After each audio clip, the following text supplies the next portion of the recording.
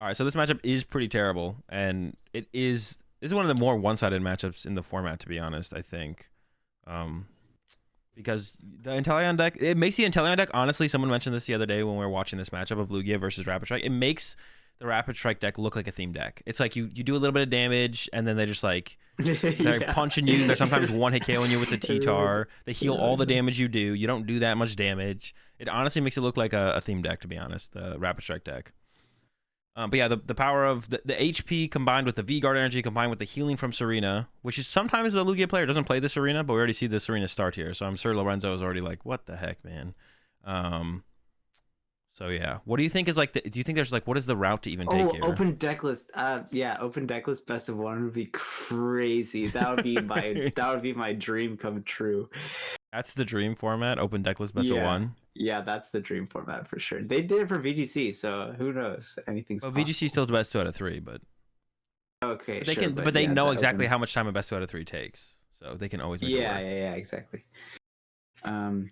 So yeah, I know we talked about this like in the chat and stuff like the other day, but I was talking with Gibby like in Twitch chat. I think I brought this up. The Mawile, Gibby had Mawile and Lugia, or in Urshifu, and he seemed to think that a Lugia matchup was not that bad, even with Jet access, because it's so easy to like get time with the Mawile, or just use it for like free damage. No, that's definitely cap. You're probably still like unfavored, but I don't know. It seems like decent. They can't always get their Jet right away. Yeah, but like then you're just sitting there trapping what in the active? Just like a Luminion or the Serena. But I feel like time isn't the issue. But yeah, then you said that you have to play boss too, which is yeah, you have to play boss Mawile, and then they just go once they find their Jet, they go Jet KO your Mawile. Or you can just kill both their Archeops, right? And then they've got something stuck in the active, and then I don't know. It's I don't think it's fixing the matchup. I think it's probably best to. I think the Rapid Strike deck is just best unteched. Definitely just because like you have really strong matchups against like Gardevoir and Lawson and stuff. Right. Yeah, don't tech for Mew because you lose. Don't tech for Lugia because you're still gonna lose. Just make it consistent. Just analyze when Lugia and Mew are not going to be popular enough where you got to worry about them, and that's when you just play the deck. Yeah, for sure. The double Lugia is probably incorrect here. I think you want the opportunity from a T-Tar 1-hit KO just in case, right? Because like if the Rapid Strike deck is able to just like punch over and over again, that's where they can actually like eventually potentially get ahead, right? Would you retreat the? And like you can always just bench another Lugia at any time because this deck cannot KO a Lugia, even a Lugia V in one hit. That's an interesting choice to play the Aroma here. I don't think you need to play the Aroma here. I don't know if it does anything. Yeah, that's. I guess it thins out the deck to increase the odds of top decking research. Maybe the hand is dead. Yeah. But then if you top deck if you top deck Archeops and then get a Tails on it, then you don't want to put another Luminion in play, I guess. Oh, that's another thing too. It locks you out of second Luminion, right? Yeah, I was gonna say that, but yeah. Would you retreat the? You should retreat the Serena here, right? Yeah, just because they're not gonna boss you, and so they could knock out the Serena. Ooh. That is, if you're gonna do that, you just attach the Lugia. Yeah, because it only has 140, right? If it had 150, I could see an argument. Right, but even if it had 150, it would just get looped next turn by Metacham, right? It depends, but probably. Yeah, I definitely don't like that play from Carlo there. You definitely should just retreat it to a Lugia. Just let a Lugia take a punch. That's where you want the damage anyways. Because like this does seem losable now with not just with the Serena theoretically going down here, which actually it's not, unfortunately for Lorenzo. But you also have a Luminion in play, which is gonna be another 2 easy prize cards later on, right? I mean, he could V-Star for the thing and then Octillery for the thing, right? Oh, you're right. Okay, so I don't know if that's correct. That's definitely correct. The Serena is like what makes this matchup impossible. Like without Serena, it's like okay, I can get lucky. If I get lucky and get like a free turn or something, we can build up enough damage to get there eventually. Right. But the Serena healing everything all the time makes this matchup impossible for sure. Yeah, so it's definitely in probably a V-Guard on Lugia pass or just retreat. Well, yeah, just retreat is better. But if you're going to leave it, then you would do the V-Guard on the Lugia instead. If you're not. But yeah, all the plays are either correct or incorrect, right? So if you're not gonna Yeah, if you're not going to retreat this arena, you never attach to this arena. Mm-hmm. If you're going to retreat it, then if you're not going to, yeah, if Carlo's convinced that leaving this arena in the active is fine, then you never attach to the active there. You just do that next turn. But I definitely think we should have seen the retreat. Probably based on the hand, it's probably a read the wind angle. Yeah. I guess that's maybe what Carlo was thinking is like, well, if I retreat to the Lugia now, it gets hit, and then I read the wind, and then it gets KO'd. But I think you're still fine with that happening. Yeah, that's fine. Yeah. That's fine. You're still favored at that point. It's like kind of sketchy now because the Serena's gone, the DTE is gone for like no reason. It just feels bad to lose both of those. Dude, at my locals, I swear every single one of them complains about bad luck when they lose, and they misplay at least 10 times, and I'm like, I like don't want to like rub it in like, oh, you should have played better. But if they ask, or maybe if I'm just in a bad mood, I'll say like, well, you could have avoided this. But I wonder if these guys are like people that like, I don't know, at regionals, or like even if they're on stream, if they just like how many people go on about their day thinking there's nothing they could have done when there's like always something like, I don't know. It's such a stupid thing to think about, but yeah, there's always something to have done better, pretty much. Yeah. Okay, so single chops, it's probably fine. You're attacking with the lug. I mean, your Archeops here is not. No, it could get KO'd. It's unlikely though, because you're gonna boss KO the artillery, I assume here. Or do you just punch the active? I actually don't even know.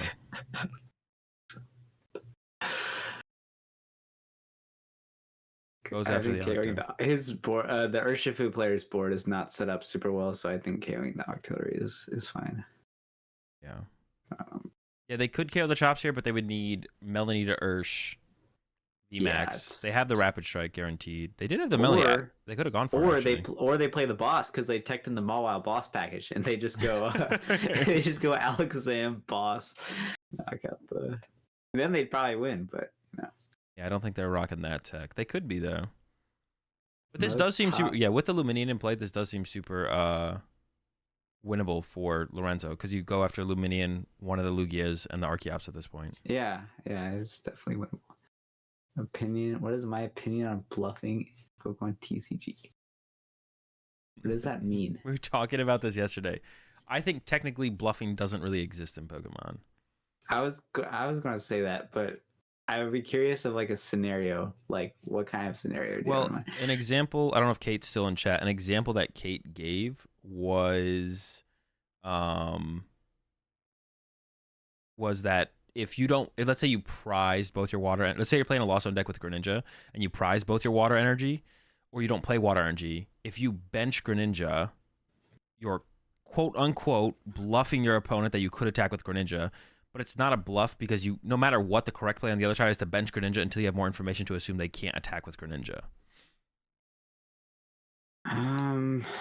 Yeah, I don't know. I also looked up the definition of bluffing this morning because I was like thought about it a little bit further, Kate, and I was like, I think I'm right that that's not bluffing.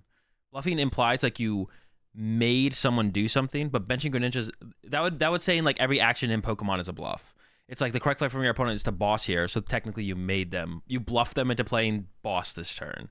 So that's why I feel like that doesn't count as bluffing. When I looked up the definition of bluffing, it's like convincing someone or tricking someone into doing something that they normally wouldn't have done, but it's just always correct to bench Manaphy when you think they can use Greninja.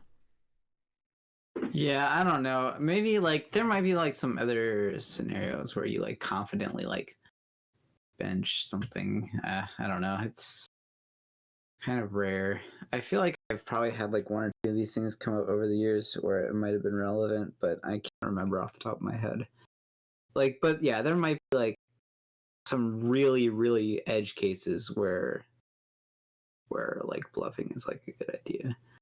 Also, it definitely only works against like, not as good players for sure. That's what I said too. Like it literally, like I said, theoretically bluffing should only, and that's why everyone, like I said, like theoretically bluffing as a top player should not ever impact any of your games. And that's why I was saying, like, as someone who's not a top player yet, you should just take that information and then remove bluffing from a form of a way of you deciding what you're doing on your turn. Oh! Someone said attach your Bradner one of water to Greninja. But it's still not. Okay, That Is it a might be kind bluff? of good. I mean, if you know you can't attack with Greninja, there's no way your opponent would think you can't attack with Greninja, right? Well, There's yeah, but no like, way. but isn't it correct for them to bench Manaphy though? Like that's what I'm Then you bench saying. Manaphy, and then they maul out, and then you maul out them, and they lose. Why is there always a Mawile in every deck? I don't know.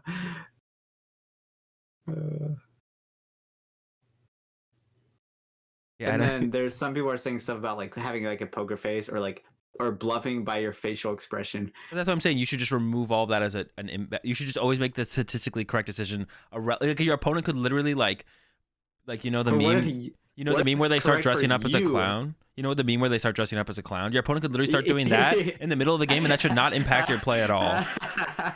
Yeah. Your opponent takes out like a George Foreman grill and starts grilling on the side right next to you. That shouldn't impact your choices. Like you should just maintain. But what if it's the other way around and it's correct for you to act like you have a bad hand?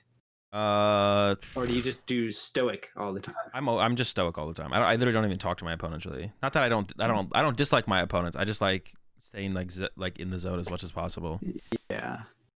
But I want what they're grilling. I am like that unless I know my opponent. And if I know my opponent, then I'm a little bit of a goofball in the match. But yeah. But if I don't, then I'm pretty stoic. I'm thinking of a dead hand. Well, yeah, I guess. Lord Beef said, "But I want what they're grilling." If at that point, if you want what they're grilling, Lord Beef, then they have sufficiently bluffed you. Like you've been like you had the opportunity to not get bluffed, and then you were like, "Yo, can I get a hot dog?" And then that was it. It was over. Back to the game though. James says bluffing, like doing the Ultra Ball motion where you take out the 3 cards, like you're about to play an Ultra Ball, and then you don't you don't actually have Ultra Ball. You just have nothing. I think that's crazy. I think you should ignore that. Like people do that, but I think you should just ignore it and be like, "Do I?" But should you? But that's not the point. The point is, should you do that if you have a dead hand? Oh, I mean, I wouldn't ever. But... That's crazy. That's like sounds like borderline cheating. You're like baiting your opponent into. I don't know. I don't know. That's kind of a gray area. That's just scrub talk though. Like you only do that if you're a scrub and you only react to that scrub. Rand's unfiltered opinions. Or maybe this is just the next level of optimization, and we're just going to see Tord start doing this. It might be. Maybe we just start getting farmed by the Australians. Yeah, honestly, maybe this is just the next level of optimization. I mean, they'd have to prove it by winning an IC though. Until the Australians win an IC, I don't believe it. Oh man. Oh yeah, and then the power spray thing where you could that's the classic where you announce like power spray with no fire in your hand and get them to burn a spray. That is crazy. That is diabolical. Wait, you can't do. Well, wait, yeah, could you do that? Who remembers roast reveal? Announce roast reveal. Say roast reveal. Got a spray, and then they spray when you have no fire in hand. That is straight up diabolical. But yeah. The funny thing I've heard on this is Gabe Smart did that to Henry, and Henry said, "Fuck you," and played research. You don't have it. That's what I'm saying. See, because Henry's a good player, so Henry's like, I don't care. Statistically, it doesn't impact my decision, and then here's my choice. That's like, so funny, and yeah, that's pretty funny. You priced Octopus.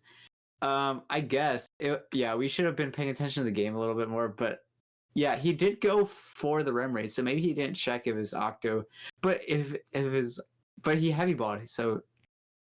You should know. So what did he Ultra Ball for? Know.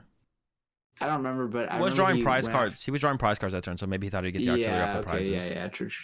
Yeah, look, Lorenzo, I think is actually going to win this, and I think it literally just all comes back to not retreating the Serena. The heal from Serena is just so impactful. If you ain't sharing the George Foreman grill bluff steak, then I'm calling it judge. The thing with the Serena as well is like because Lorenzo can use Urshifu, but one hit from a Pokemon. One hit from an Inteleon or a Gale Thrust into a Serena heal keeps everything out of Gmax Rapid Flow range. So like you can like run between Lugias and then like the Lugia's on the bench chilling. It's like, do you want to expend more Inteleon pings on that thing and moving damage to it with the Alakazam as it's getting healed, or like not? So you got stun blocked by the bluffing rant again. You both got bluffed. Wait, you did a quiz yesterday? I love the quiz. Was it Xander Bennett's quiz? No, it was Benji's quiz. You can do it on stream today if you want. I did it yesterday, so I can't do it, but you can do it. I was doing good on the Standard Bennett's quizzes. Wait, sorry, I didn't hear you. Whose was it? Benji made it, and Oh. we can do it today. You can do it on. I've already done it, so I can't do it anymore. But you could do it on stream today. Okay. Tate What is Whitefield's is that a Immaculate research? Grid. 2 prizes left for Carlo. Lorenzo sent up the Inteleon, but you can't. Well, there's a Luminion, so it's gonna like. But if Carlo has boss now, Carlo just wins. I don't think Lorenzo can win this turn, right? And we're putting Luminion in play, so it just comes down to boss or Carlo. Man, I feel bad. I feel dying. bad if these guys go watch our review of their game and we're just like not talking about the game the entire time. Oh, wait, is that wait? I'm so confused. Who scooped? Huh? Wait, what? Did he have rapid flow? Yeah, I'm confused. Dude, wait, hold up. Hey, let's see what happened. Is that game? Dude, did he just? No way. No. Did it? Wait, hold up. Did Lorenzo just bluff? It's not a bluff. It's not a bluff. This is Carlo throwing. Carlo scooped. Well, Carlo shouldn't have scooped, right? Unless we're trolling. And let's watch it. Lorenzo scooped? Wait, who scooped? Does Carlo show boss? No, it is a V-Guard. Oh, no, it's not a V-Guard. Okay, it's not a V-Guard on the lug. Okay. Okay, I thought it was a V-Guard. That's why I was like, what? Okay. Is it? No, well, it has to be a double if he attacked last turn. But is the prize card count correct? Because 3 prizes. What if you? Oh, true. Oh, but Archeops cannot kill the artillery, unless you have manual attach, boss, and 2 non. But I don't think he has that much energy left. But Carlo doesn't have to win this turn. You can win next turn, right? Well, I mean, like Carlo could just like bench a Yveltal, attach double single strike to it off the Archeops, pass, and then retreat Luminion, boss KO Luminion, win. I want to know what Carlo's hand is now. Let's see if we can get a quick look at Carlo's hand. Yeah, we haven't been paying too much attention to the game. Like, yeah, there's gas in there. There's stuff in there. Yeah, that's crazy. That is weird. I think that is and there's a boss. There's a boss. There's some there's energy. A jet. Dude. Oh wait, no. He would lose to Alakazam Gale Thrust on the Luminion. Whatever he sends up. No, but he would. Yeah. Oh, I guess that's. But there's a boss. You could boss the Alakazam, right, and trap it for a turn, and then boss again. Yeah, or actually, wait. Doesn't Archeops just straight up tank a Gale Thrust, and then you lose to? Does it? Then you lose to Double Gunner Alakazam Gale Thrust. But that's still kind of a wild scoop. Yeah, you could always boss Alakazam. Fun fact, chat. Literally at any point in time against a silly Rapid Strike player, you can just boss their Alakazam, and they literally will just have a stroke because they can't move it. Wait, what? They can't move what? Oh, the Alakazam. Just at any time against a Rapid Strike player, you can just boss their Alakazam, and then you'll win the game. Yeah, I actually thought about when I played against Kreckler at World. I think Kreckler opened Alakazam one of the games, and I was like, after this moves, I could just boss it again. Like I had the thought process immediately. I was like, it's the panic button. One switch card, and then other than that, they have to manual attach 2 waters to it, which is so funny. All right, dub for Lorenzo, but I think Carlo was definitely making some mistakes in there. Also, yeah, I mean the big thing as well, Carlo didn't leave the bench space open for the T-Tar for the big one-hit KOs, or even the milling. To be honest, did end up using both Lug V-Stars, so maybe it wasn't that bad. But you could have got it down later as well. Right, yeah, and not get punished. Yeah. Well, hopefully we see Carlo put a little bit more priority on conserving the Serena this game. Goes for the second lug right away. Again, not sure if you need it right away. Like, it doesn't seem like that should be a priority in this matchup. Yeah, I agree. I don't think you have to get it this. Like, you can always just get it. There's so many other times to get Unless Lorenzo is bluffing the turn 1 Raikou. Yeah, last game Lorenzo showed a Mirage Gate and just like... That's it though. Just showed the one Mirage Strike energy. Yeah. That would make you think though. Found a Mirage Gate on the floor. It's like, yo, let's drop this. What do you think about the Mezzagoza there? You don't want to give it to Lorenzo, but like maybe you're just more concerned with setting up. Yeah, you just want to set up. You just want your chops. You got your lug. Now you need your chops. Lug and chops. Got the lug. Got the chops. Yeah, his hand is pretty bad too. So. Yeah. I that might have even the Mezzagoza would have maybe even just got a Luminion, to be honest. So wait, I wasn't paying attention. The Aroma got the Aroma got a Luminion. Okay. Right. If Lugia plays Mala, they can trap Zam for the win. It depends on if Well, you're no, not yeah. decking out first, and if they can take enough prizes with like double gunner out. Well, they have one escape rope. They can move it once. And they have one escape rope. Yes. They can move it once. Is Carlos Serena's prize? No, it got in game 1. It got KO'd immediately. In game 2, it's in the deck right now. I saw it. But yeah, in game 1, Carlo could have retreated the Serena and conserved it, which I think was probably the correct play, but chose to sacrifice it to not let a Lugia take a hit. But I don't think that was a worthy trade-off, because it doesn't, like, theoretically, if Lorenzo gets like options throughout the game, like with the Gmax Rapid Flow and stuff, giving up a 1 prize knockout isn't like advantageous for Carlo, because Lorenzo can always just Gmax Rapid Flow Archeops at some point, and then that's like that evens out the prize trade. So like Carlos thought had to be like, oh, if they take a 1 prize knockout, that puts them on odd prize cards, and then I can go like 2 prize or 2 prize or 2 prize. But like in reality, and Lorenzo didn't go after the Archeops, but in reality, if Lorenzo's deck functions throughout the game, that play should emerge for Lorenzo as an option. So I think it was like a poor choice there from. Ooh, bailed out by the Iono. I probably would have put the DT on the active. I probably would have nest ball for Serena and put the DT on the active Lugia, to be honest. Well, you don't want the double turbo on the active because you want to KO the Metacham next turn, right? You could just not attach. Oh, wait, yeah. That's we want to KO the Cham. Wait, that's 210, right? Yeah, he's danky.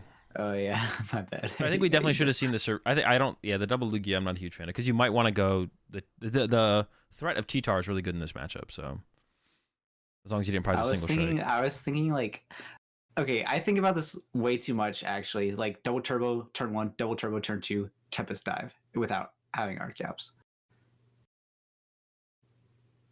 Like if your hand sucks. Was that double turbo? Oh, like, just like have you don't. the. Yeah. He, like I don't know. That's just I don't know why. That's like my scrubby intrusive thought that I'm always thinking about. Is like I got to be careful about. Yeah. I think like it's better to play chops. What if it's just lug and no chops? Lug no chops, yeah. And they just go, like they don't need chop setup turn 2. If they have 2 double turbos, they can just start swinging. I think Carlo is going down the whatever the first attack is called. I forget what it's called now. Also, that game 1 took a long time. So even though this is a pretty much 100-0 matchup for Lug, he's probably gonna get a tie out of this. Oh wait, no, there's a research in hand.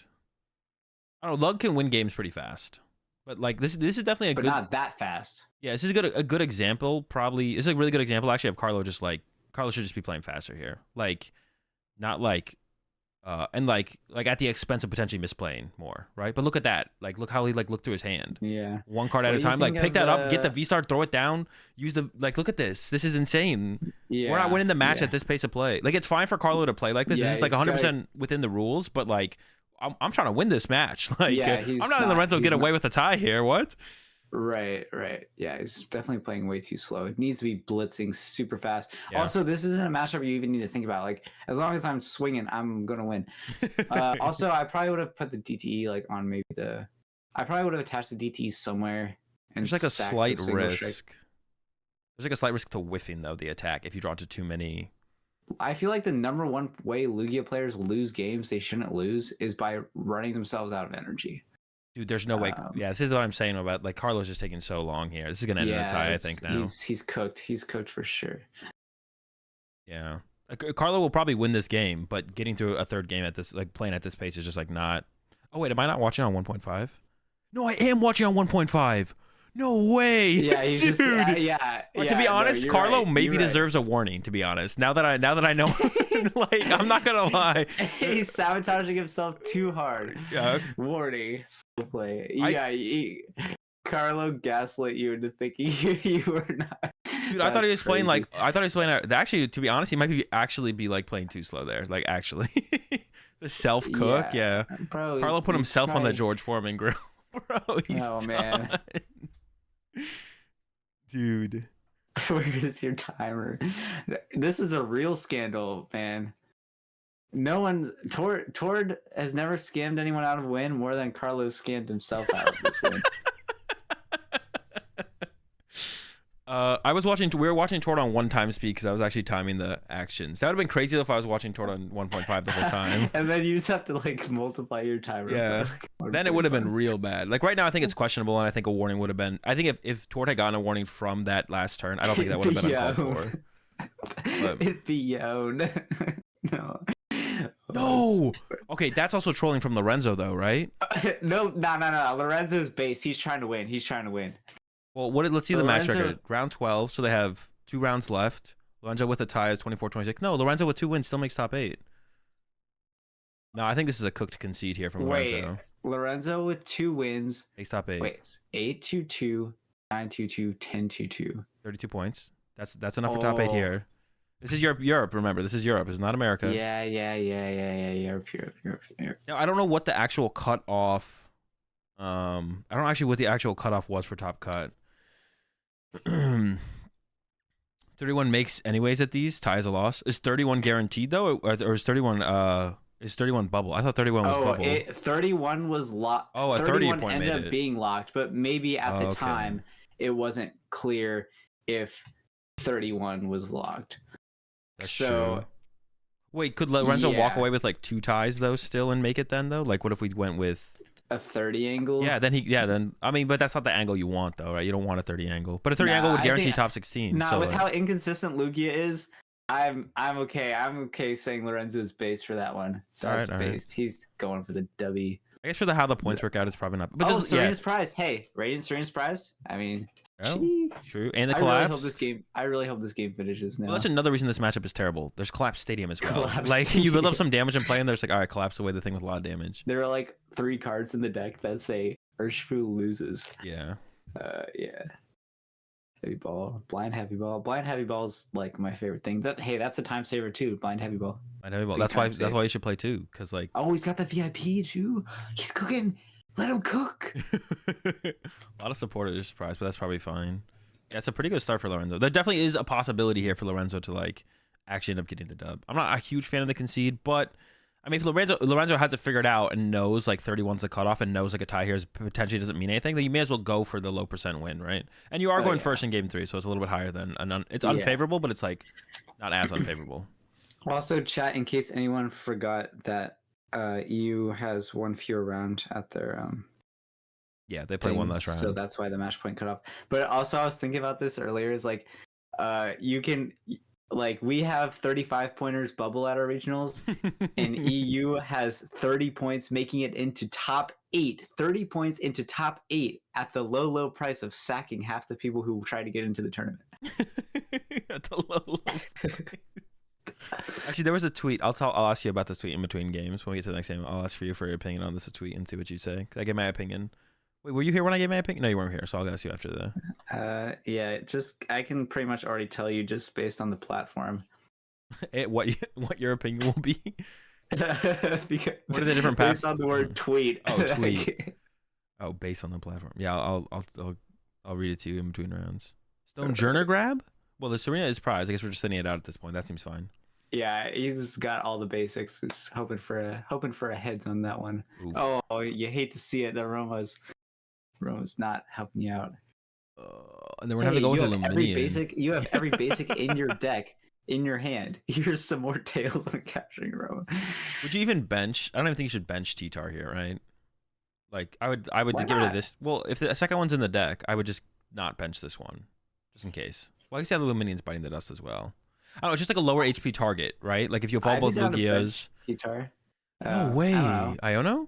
I guess. I'd probably bench the T-Tar. I want to research here. There's so many dead cards in there. Research too. Unless you think Lorenzo's hand is just the stony wonies. I mean, he did reveal Medicham V, so if you're like really scared of that, but I would say that'd be a reason to not Iono. Yeah, I wouldn't Iono here. Yeah, I would research. Yeah, because there's so many dead cards. Yeah, there's so many dead cards. What do you think about the inefficient use of the Jet Energy though? Could have put on the bench and got the switch effect. Oh wait, he actually drew. He drew it. Yeah, sure. He has. No. Wait, this is his first turn, right? Or am I trolling? Yeah. It's his first turn. Okay. But probably should have got rid of the single strike energy there. I think. Yeah, probably. But because he didn't discard the urn. So.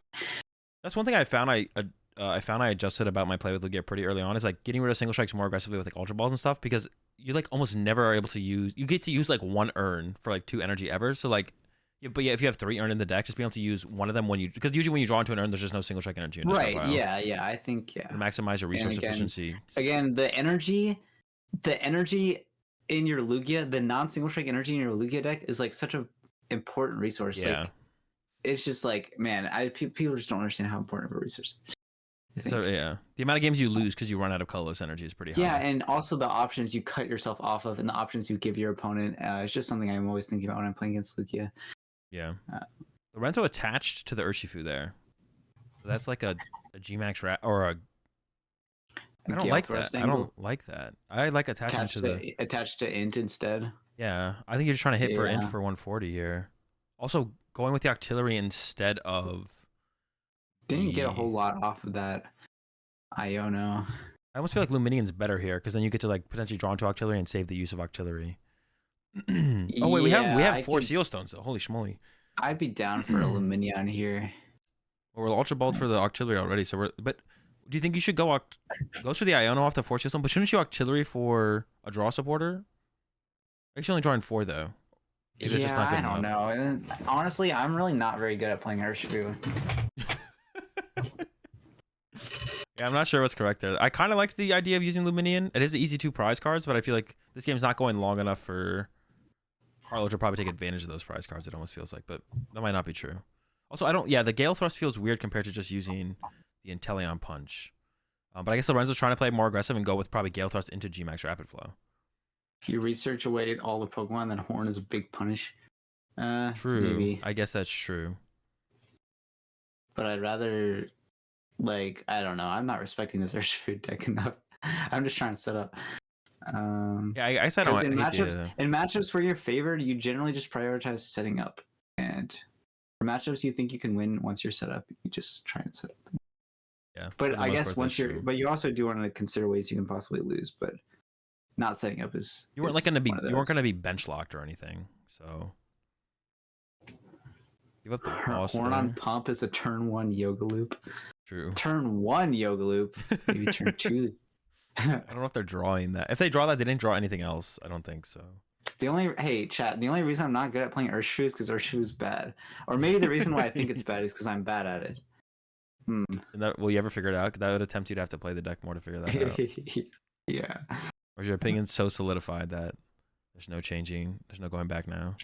Playing Urshifu is like playing a game of Pokemon with your hands tied behind your back. You think? So I'm not very good at that. Would you ever put a V-Guard energy on an Archeops here to stop it getting KO? Because the G-Max Rapid Flow could KO double Archeops here. Yeah, that seems like it's a pretty common like strat in this matchup. Is the V-Guard on the Archeops? Is going for the boss. Wait, I don't think we should have Ultra Balled that boss though, right? The bosses are too valuable of a resource here. What did he grab with the V-Star? Ultra Ball, yeah. But there was other cards you could have discarded for like a single strike energy. Yeah, get the single strike. Yeah, get them out of here, bro. They gotta go.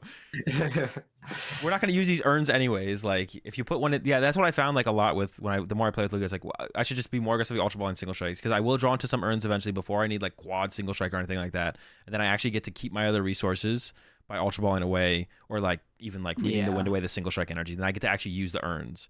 Because otherwise you're just not using urns either. So also you only need like 2 in this match, I guess, unless you're trying to nuke. Yeah, you have like 1 attempt to nuke, but yeah. Someone says I should play Urshot my next cup. Low key, I probably should because no one plays Mew except Trainer Hill. Trainer Hill is the only Mew player that like literally every single local I've been to, I've hit 0 Mew. I think I've hit 0 Mew at like. No, I hit 1 Mew one time, but pretty much all locals, no Mew. So maybe I should play Ursh. There's always some lugs and chops though, so a little bit risky. But I mean, and someone just be Lorenzo. You got just win game 1. It's a cup. Oh, are your cups best 2 out of 3 or best of 1? Nah, best of 1. Thank God.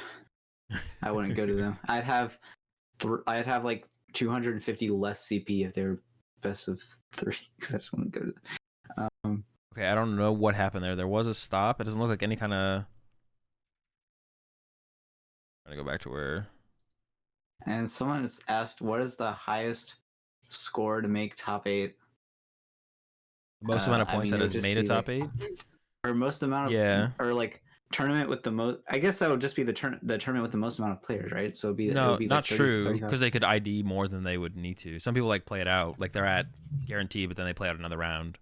I don't think anyone's ever gotten to 40 match points. I think the question was, what's the highest amount of points you've needed, like necessary. Oh, so 35. Yeah, that Yeah, would be 35. I thought they were asking Pittsburgh like was. how far someone's gone. Yeah, I think Pittsburgh was the most like aggressive in terms of like not aggressive, it's not punishing. Punishing is like only 135 out of like 5 made top 8, which is crazy. Yeah, there's the Gmax Rapid Flow. But did not get like the. I was thinking about the double KO was possible until Carlo KO'd the Inteleon. So yeah, nothing too ridiculous. And that is. Wait, when was time called there? Hold up. Oh man. Right as you drew the card. All right, that's all right. So turn 0 is Carlo. Carlo is turn 0. Ooh, that's tough. Yeah, he discarded that boss, so he doesn't have win con now, right? But yeah, if you had kept the boss, you could have gone boss here, right? Boss KO or Shifu, and then boss. Come on, Carlo.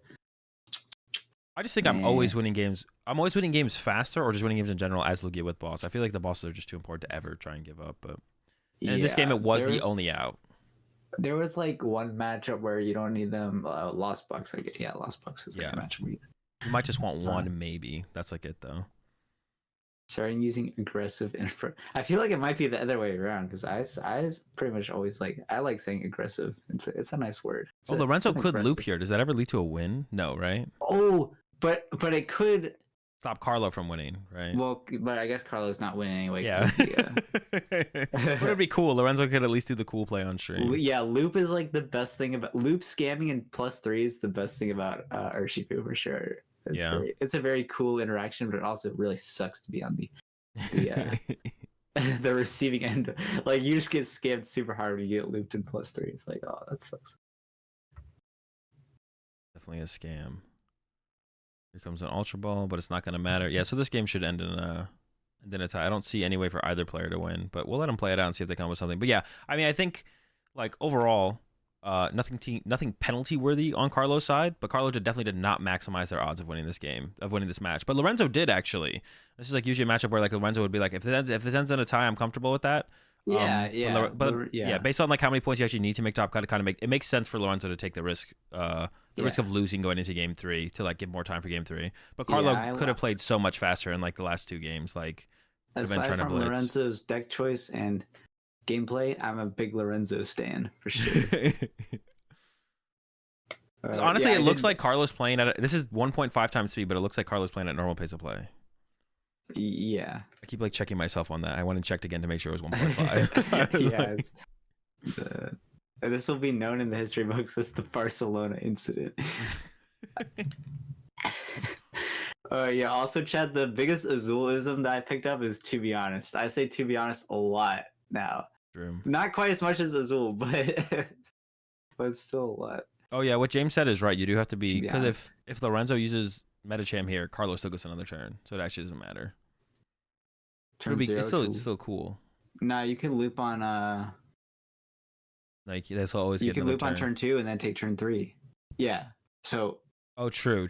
That's true. 0 or 2. But that's basically what James said. Oh wait, that's what James said. Yeah. Wait, on 0, 2, and 3. If you loop on turn, because if you loop on turn 1, it doesn't. Wait, if you loop on turn 3, do you get another turn? No. No, right? Because there's technically no more game to be played. No, you just attacked for 20 damage, you fool. Wait. Oh yeah, that's what I mean. Well, yeah. That's your only way to reach the bench Pokemon. The deck doesn't play boss. What if the only thing? Yeah. No, I know. Only 20 damage is coming from Metacham. Yeah, Lorenzo's trying to calculate it here, but it shouldn't matter. This should be. Is there a possibility? I mean, Lorenzo's still cooking. I'm trying to do the math in my head, but bro got that second Remy down, so no Metacham space. Oh, true. Well, you can you win without Metacham? I don't know. The healing from the Serena seems too oppressive. There's too much math required for this deck for me to figure that out. I don't think you can take 6 prizes now. Yeah, especially not with the Serena. Maybe the out is like hope that Carlo plays the collapsed and then makes bench space for Metacham. Like hopefully Carlo but then Carlo would get rid of the Luminion, so that wouldn't ever do anything. Carlo plays collapse, just has a stroke and discards to Lugia or something. Yeah, I did notice the dice. I kind of like the stream dice for this one. I did notice they were a bit weird looking, but it's good for viewership. Yeah. Mezagoza. All right, I think we can skip ahead to the end of this one, but I'll just make sure nothing crazy happens. Even retreated to the Archeops, which I assume makes it harder. Yeah, and there's the back it up and the tie in round 12. Yeah, true. Okay. All right, let's do some sweaty analysis. Lug versus Tina. All right, let's do it. So yeah, lost Tina versus Lug. I wonder if Rory plays the Temple of Sinnoh or not, because I think it's a big deal in this matchup. Getting around to it 2 definitely gifts is pretty huge. Oh, Mesa goes at tails. Oh, he's got Ultra Balls. All right. Ultra Balls equals playable hand. Actually, I wonder if you just hold the Mesa because of path, but you have another stadium, so maybe that doesn't matter. Get rid of the pumpkin though. What if you get Iono turn 1 here? I think your pumpkin is down. Yeah, then your pumpkin's gone, your Messagoza is gone, and the collapse in your hand is gone. Oh, we're billying though. Hold up. We're squawking. What? Right. But that's 3 stadium outs gone. If you get your 1 path here, you're just not playing the game. Crazy. That's crazy. Could we have played this different though? Oh, it was definitely an awkward hand. You could maybe just Ultra Ball for Lugia, and man, it's definitely not like super great either way. And the draw is not great either. And now you path and you lose. Sheesh. Yeah, and I think there is a path in Rory's hand, and I would hope Rory isn't like too bent on trying to keep their Greninja around and notices, like, realizes the situation is like stadium, and Pumpkaboo gone. All right, we're cooking. Yeah, I'm sure any path player, especially against Lugia, is like licking their chops at that kind of start. Yeah.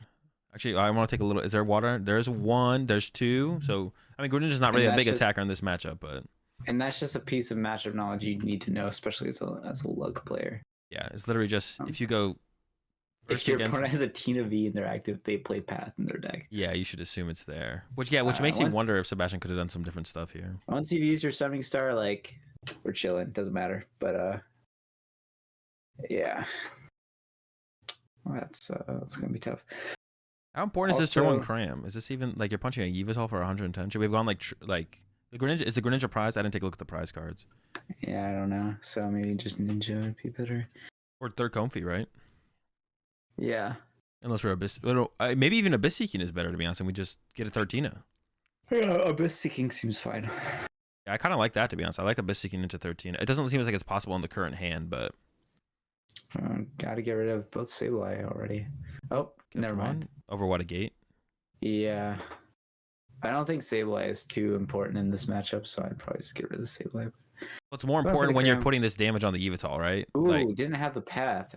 Wait, I thought no, there's a path. Wait, am I trolling? No, man, that's inexcusable. Gosh. I'm turning off. I'm disconnecting my computer. I'm disconnecting my internet service. Oh my god. And you go take a walk. Is it no way? No, I can't be a path. It can't be a path in his hand. It is. No, that's a bad mistake there from Rory. I always like to, whenever I see these kind of mistakes, that's a game changer. I always want to know if the player realizes it. So I always look at their like player cam to see if they and sometimes they would do something. Yeah. Did you see Miloslav's misplay in day 1? I think so. Yeah. And yeah, he like face palmed as soon as Tori grabbed the Cresselia. Yeah. That one was really bad too. Yeah. It was rough. It was definitely a rough one. What? Yeah. What? Like, oh man, what was the benefit of putting 6 on the Zacian anyway? Like 6 on the what? Miloslav put 6 on the Zacian, but you can't even KO it. Oh man, that was really bad. That's really. I also just think the cram punch is bad too. Like you just want to get your Tinas set up. You want to get cooking to the Tinas, and you're cooking. Yeah, dude, these misplays want to make me disappear and go. I literally think this is going from like Rory probably winning. Well, I don't know. Like Sebastian still could play the research or the Iono and draw into like. No, but that draw would have to be crazy. It'd have to be like Ultra Ball double chop stadium with 2 stadiums and a Pumpkaboo. Yeah, he was cooked. He was thoroughly cooked if the path came down. For sure. Sebastian definitely would have been behind a turn. Maybe could have recovered on the following turn. Yeah, I would have been cool playing the turn 1 a bit more conservatively, in order to avoid getting rid of all of those path outs. Hey, maybe just soul read the my opponent. Well, you could just say my opponent is not going to get a path full send, but even if they do, they might not play it down. Also, yeah, chat, this is average 921 gameplay, by the way. Like, I'm not even being sarcastic. Like, all right, hold on. They are on the stream. Like, yeah. I mean, it's funny to watch it and laugh at it, like, for sure. But yeah, I never like to hate on the I'm hate not on the laughing. I'm players. disappointed. I'm disappointed. I am also He disappointed. bluffed. He bluffed not having a path. No Yeah, way. now when My he plays the opponent path this wasn't turn, Sebastian's gonna be like, "What? The bluff? No shot the whole time." expected. But yeah, I mean, for a lot of players too in these kind of situations, it's like their first time on stream, so everything it is very jarring. It is like a different Also, experience until you get used to everyone's it. forgotten in a similar situation. Everyone's forgotten to play down the Manaphy in their hand and gotten injured. Yeah, exactly. It's like, it happens all the time. I'm not mad. I'm just Uh, disappointed. yeah, exactly. I'm not. I'm. That That's definitely is funny. exactly. I'm just disappointed. And now Lugia is going to steamroll. Yeah, I think Rory should have played. I think the Abyss Seeking was an interesting choice. I think triple Comfy. I think on top of not putting the path in play, I think just going for a different line completely on that first turn. The Cram play is just so weak. Abyss Seeking path seemed pretty good to me. Yeah. Yeah, like you. Yeah. Oh like yeah, you that's said, even. I didn't even think about. Yeah, you could comboing it with the path makes it even seem way better. Yeah, I Like, mean, you said it like right away that the Yeah. cram didn't matter too much, and yeah, we're seeing that now that yeah, It was Abyss Seeking developing. path seemed like it was good. Plays a path now that it literally doesn't matter. I guess the Sableye will make an appearance next turn to probably clean up this and then spread some damage to like the Luminion or the I guess the Luminion and the I mean the unfortunate thing for Rory is the Greninja's not there, but going after Luminion and Squawkabilly with a Greninja would have been pretty good in the early game, and then clean him up later. Maybe he's playing the dehydrated list. Well, there's two waters in there, so but this is what I was saying on like if we're how far are we going with these bluffs, right? Like, what if you played Water Energy but no Greninja? Like, yeah, it's just like so many levels of optimization. Also, chat's going crazy. Look, chat. I'll say this once, okay? I've said it before, but I'm not streaming because, well, if you mean why I'm not streaming right now, it's just because I'm lazy. But if you mean why I'm not streaming in general, it's because I don't enjoy playing live, and that's like an understatement. Like I really don't enjoy playing live. It's terrible. It's not there. But like I'd be down to like stream PTCGO if like that was like still the thing that we did. Yeah, live keg W exactly. So what else am I gonna do? Like, I don't know. Water View. Yeah, but that's what I mean. That's what you're for. You got that covered. But that's what I'm doing right now. I mean, VOD reviews are chill. Like, but it would just be kind of goofy if like you streamed a VOD review of a tournament and I streamed a VOD review of the same tournament. Like, I don't know. I think that would just be kind of goofy. But I think doing this this right now is cool. I like doing this. It's chill. What do you think about the damage choice here from Rory? 6 and 4. I'm not sure if that really makes a lot of sense. I mean, one of your Sableyes is in the lost zone already, so you're trying to Rod Sableye and then Rod Sableye again. I don't know. Yeah. Shouldn't we? We probably. I mean, putting 3 on a lug seems good to me. I didn't hate that. I mean, I guess I could see. Well, maybe you want to break the V guard on the Lugia if you don't want to start Requiem next turn would be like another thing, That's right? literally what I just said. Yeah. Oh, is that what you said? You said 3 on. Oh, I thought you said Lum. I thought you said Lum, not Oh Lug. no, sorry. Yeah. I said 3 on a lug seemed good, and then the rest on me like the Billy. We'll set up, I think you want to set up one chop to die to a Sableye, right? Or I guess maybe you're on odd, but maybe you're attacking with Tinas for the rest. You'd rather attack with 2 Tinas if you don't want to ever send a 1 prize on the active anymore. Yeah. But if you're attacking with Sableye, like you may as well take 2 prizes instead of 1, right? So I don't know. That's true. Maybe not, because what if you get Iono to 1 for no reason? Then maybe taking less prizes is correct. That definitely would have been. Or maybe you put 1 on the Luminion just for the rare shred angle. that would take a lot because there's 2 V-Star set up and I've seen the loss. Yeah, so. I think it's definitely like rare shred. Yeah, it's hard to get a lot of value from this damage anyway. So because you've already got 10 in the lost zone, so the V-Star is like not a huge deal to do anyway. Yeah, I don't know. I think I would have done everything differently up until this point, so it's hard for me to say. Like you know, like once it's so gone, it's hard to say what you do because like you do something. It's like so everything up to this point is so different, right? So it's like, oh, it's so far gone. I don't know what we're even doing now.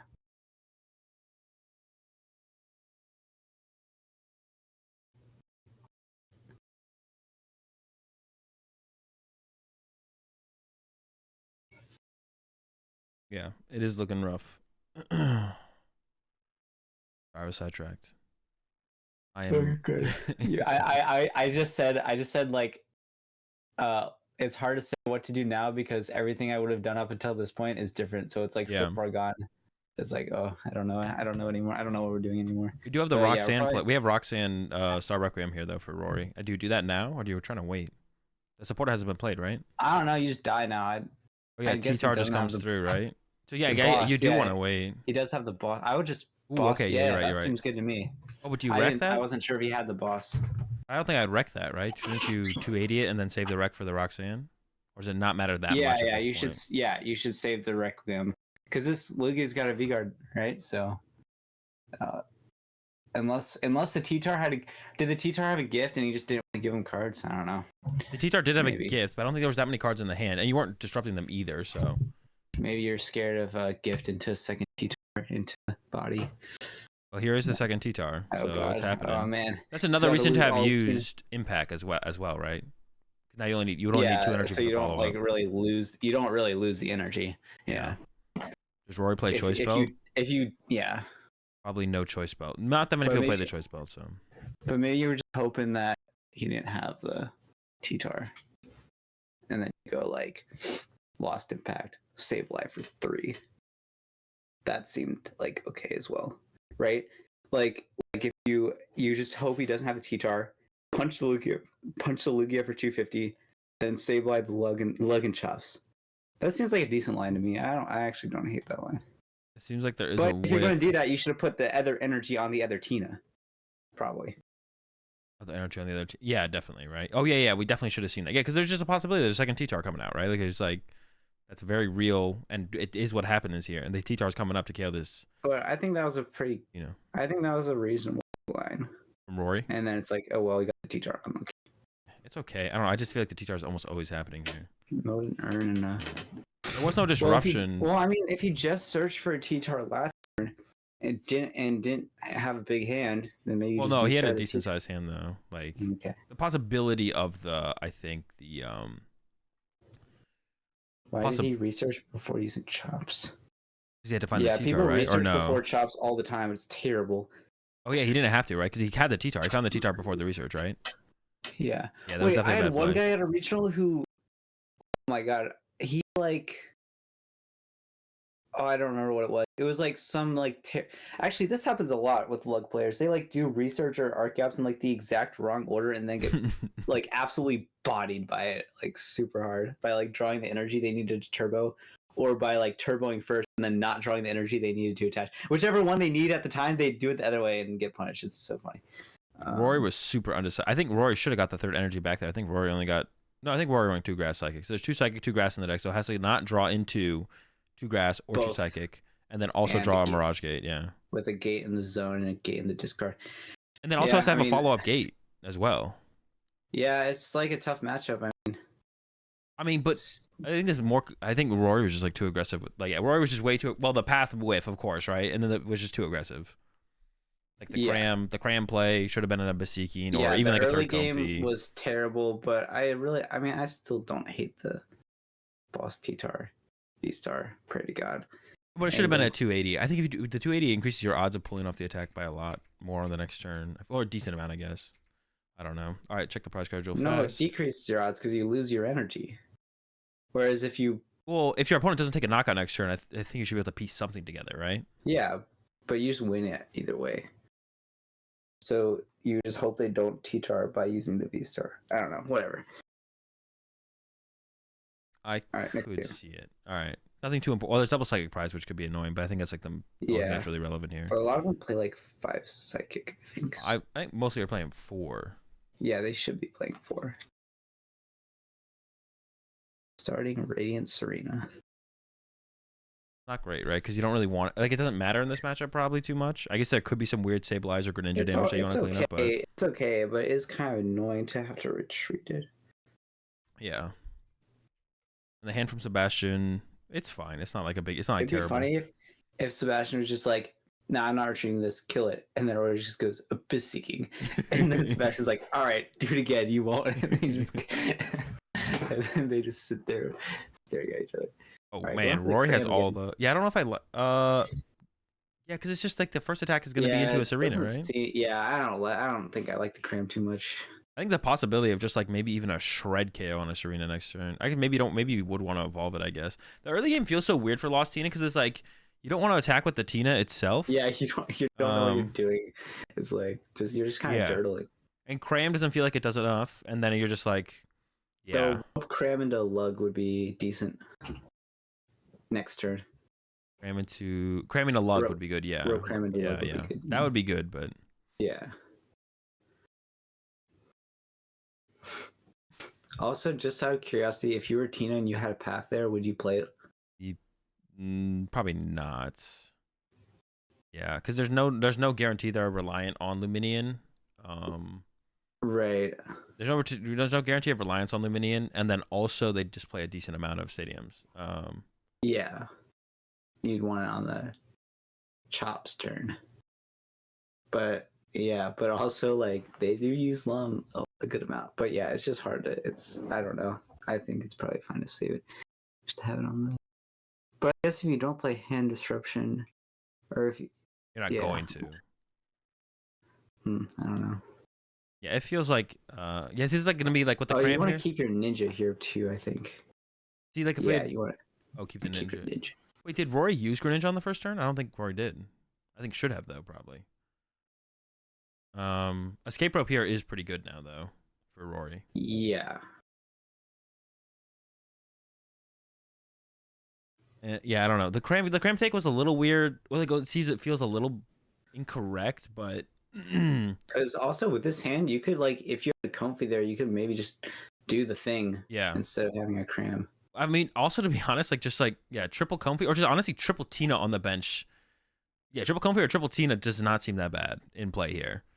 And one of the Tinas did end up getting lost on because it wasn't taken off the rip, and then you just build up into the 7 and start swinging.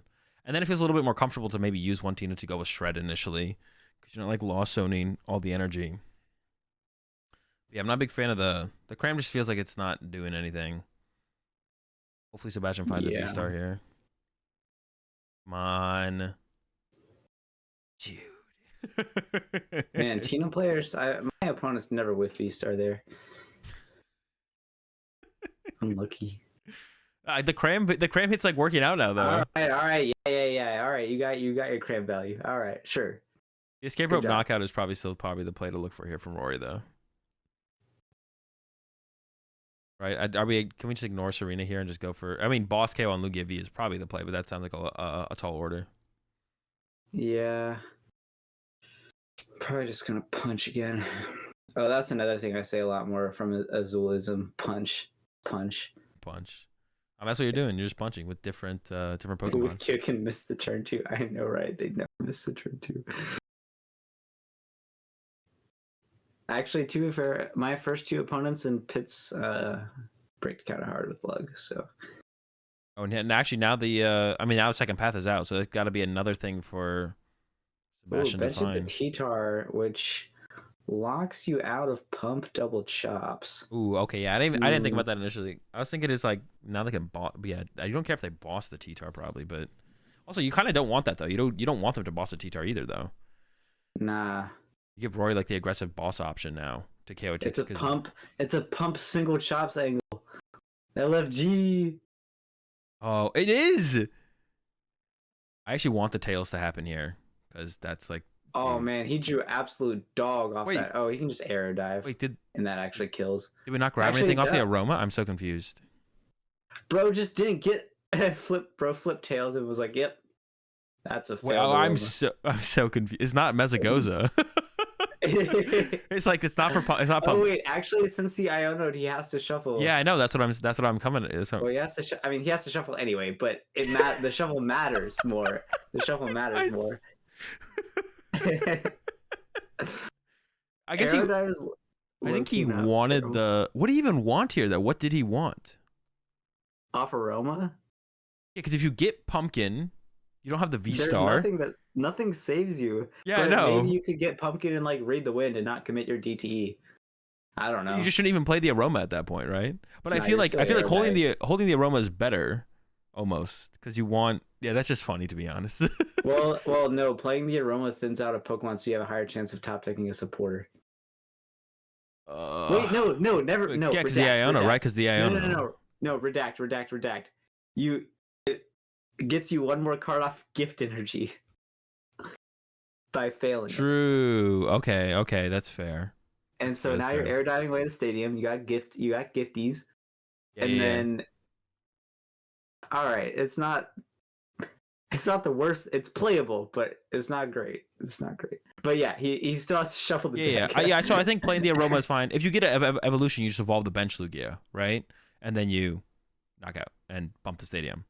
But you still have to shuffle. The deck still needs to be shuffled, yeah. But I think Sebastian was just disappointed that it was a tails and not a heads. So he's just like, well, I mean, I don't. It's like I didn't get the one I wanted. This sucks. All right, attack. Bump the stadium. Mexico's a build. Yeah, Mexico's. I wonder if they correct that at all. We'll see. But then from here, Rory just starts swinging here, right? Before he draws off of gift energy. So at this point, Rory just wins the prize trade if Rory can go Tina, right? Yeah, Rory wins the. What? Okay, they did correct it there finally. Okay. Yeah, I mean Rory is ahead, but it's not like unwinnable. Anytime Iono exists, the games are always winnable. That's true, yeah, because setting up the 13, not only it would it's just tough to set up the 13. So it's setting up the 13 is just tough for sure, no matter what. Well, the 13 is in the loss zone. Well, I mean, we have to. Yeah, that's what I'm saying. One has to die, and then we have to super on it back. To get out of the loss zone. Well, hold on. I mean, yeah, he's got to die. He's got to super on him back. I know. Well, no, I like the Mirage Gate there too. I think losing the Mirage Gate is. I like Mirage Gate more than the. Yeah, losing the Mirage Gate is trolling for sure. But it is choice. There is choice belt in here. All right, belt. Yeah, belt's like kind of decent, I think. Oh, playing around the gift this turn. Would you play around the gift this turn? He noticed him failed. He noticed he failed the Aroma. He's like, oh, he must be relying on gift if he's failing Aroma like that. And sure enough, I gotta research. Never punished. I think it goes off the prize. All right, don't you bench T-Tar here though? Don't you bench T-Tar? Yes, you definitely bench the T-Tar there. Oh man, these guys, man. Yeah, you want the back to back. We gotta stop people. We gotta stop giving people the stream nerves excuse. Everyone, this is just the quality of everyone's play. This is how everyone plays. Yeah, this is how everyone plays all the time. Does Collapse ever add a ton of value later on for you? I don't think so. I don't think it matters too much. There's another one left, I guess, so the possibility is still there. All right. Yeah, you definitely want, because you can't KO. Actually, that's huge. Actually, that Sebastian didn't mention the other T-Tar. Discard the T-Tar. Yeah, that's actually really bad because now you don't have the back-to-back swings. Yeah, what are you gonna do now? He's gonna kill your this. Yeah, the game is just over actually on that. Yeah, this Tina with 3 energy on the bench is just staring you in the eyes. Yeah, and you just have a stroke and discard your T-Tar. That was and not now the you play. Lose. That's crazy. We could even start to load it up too. We could have put a single strike and a V guard on it. And then we're just an earn away. Yeah, that would have been great. Or maybe it's he's baiting him. He's bluffing. He's going to Thornton. Bluff? Okay, it is still winnable. Well, unfortunately for Sebastian, Rory plays the choice belt. But I think Sebastian does have a V-Guard to put on the Lugia here. Or he doesn't know Rory's got the choice belt, so he's actually bluffing. Yeah, it's a bluff the whole time. All right, I'll stop. That's a stupid meme. All right. What's it called is gone now, though. The V-Star power is gone, but the choice belt exists for Rory, so... Man, this has been such a clean game for Rory. Like choruses every turn, like just Rory's been cooking. With turn 2 summoning star, bunch of Tinas. I don't think path matters here anymore. I think both Luminians are gone. Yeah, path doesn't matter. This is where Rory should check that though. This is what you. Even if there is a Luminion, well, I guess Luminion could. I don't know you. Yeah. And Rory didn't even take the super rod there because there's no threat of. Oh yeah, what's it called is another Azulism that I picked up. It's what's it called? To be honest, what's it called and punch. Those are the biggest Azulisms I picked up. But aggressive was all me. Aggressive was all me for sure. Aggressive. Yeah, someone said I picked up saying aggressive too much. Oh. Mirage Gate. You may as well play this Mirage Gate, I think, here. Because, like, you want a boss to win, but maybe you just hold the hand and you have the boss in hand for next game. Oh, no, you don't even need a boss, right? You just go KO when the game's over. No, we should definitely play the Mirage Gate to have... Because what if you get Iono'd here? Yeah, you play the gate. And yeah. Now it all comes down to V-Guard here for Sebastian. If you play the gate, it's checkmate. All right, it's checkmate anyway. I think Sebastian had an Iono in hand too. Sebastian could have... If Sebastian benches T-Tar and also just plays the Iono at the end of that turn, Dude, these guys like just look at a handful of Pokemon cards and just like brain short circuits. Like Definitely, definitely a throw from Sebastian. Yeesh, that one was tough. do you have an Iona? Are you checking to see if you have an Iona? Oh, I wasn't, but I can. Oh, is this like the replay thing? What are we in right now? Am I still in the game? Did I click Oh, back or you're not forward? doing that. You're being trolled by the replay thing. I don't know if So I you're am. trying That's to what I'm trying to figure replay. out. But it doesn't say it on. It You're doesn't say like replay on getting the double screen. replayed on accident.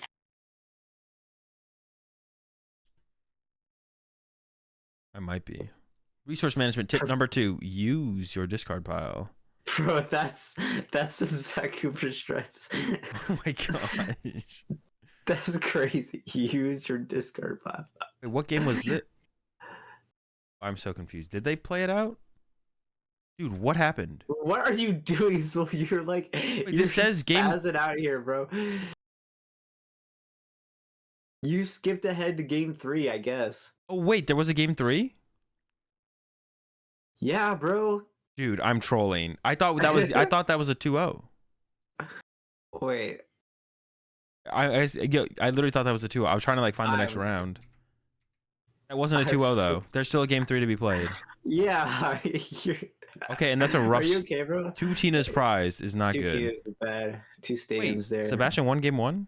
Yeah, Sebastian did win. Okay, yeah. Okay. Remember, all right. he Yes, didn't play the yes, yes. path Didn't down play the when he pat should down. have. Didn't play the pat down. All right, game 3. Dude, I just trolled so hard.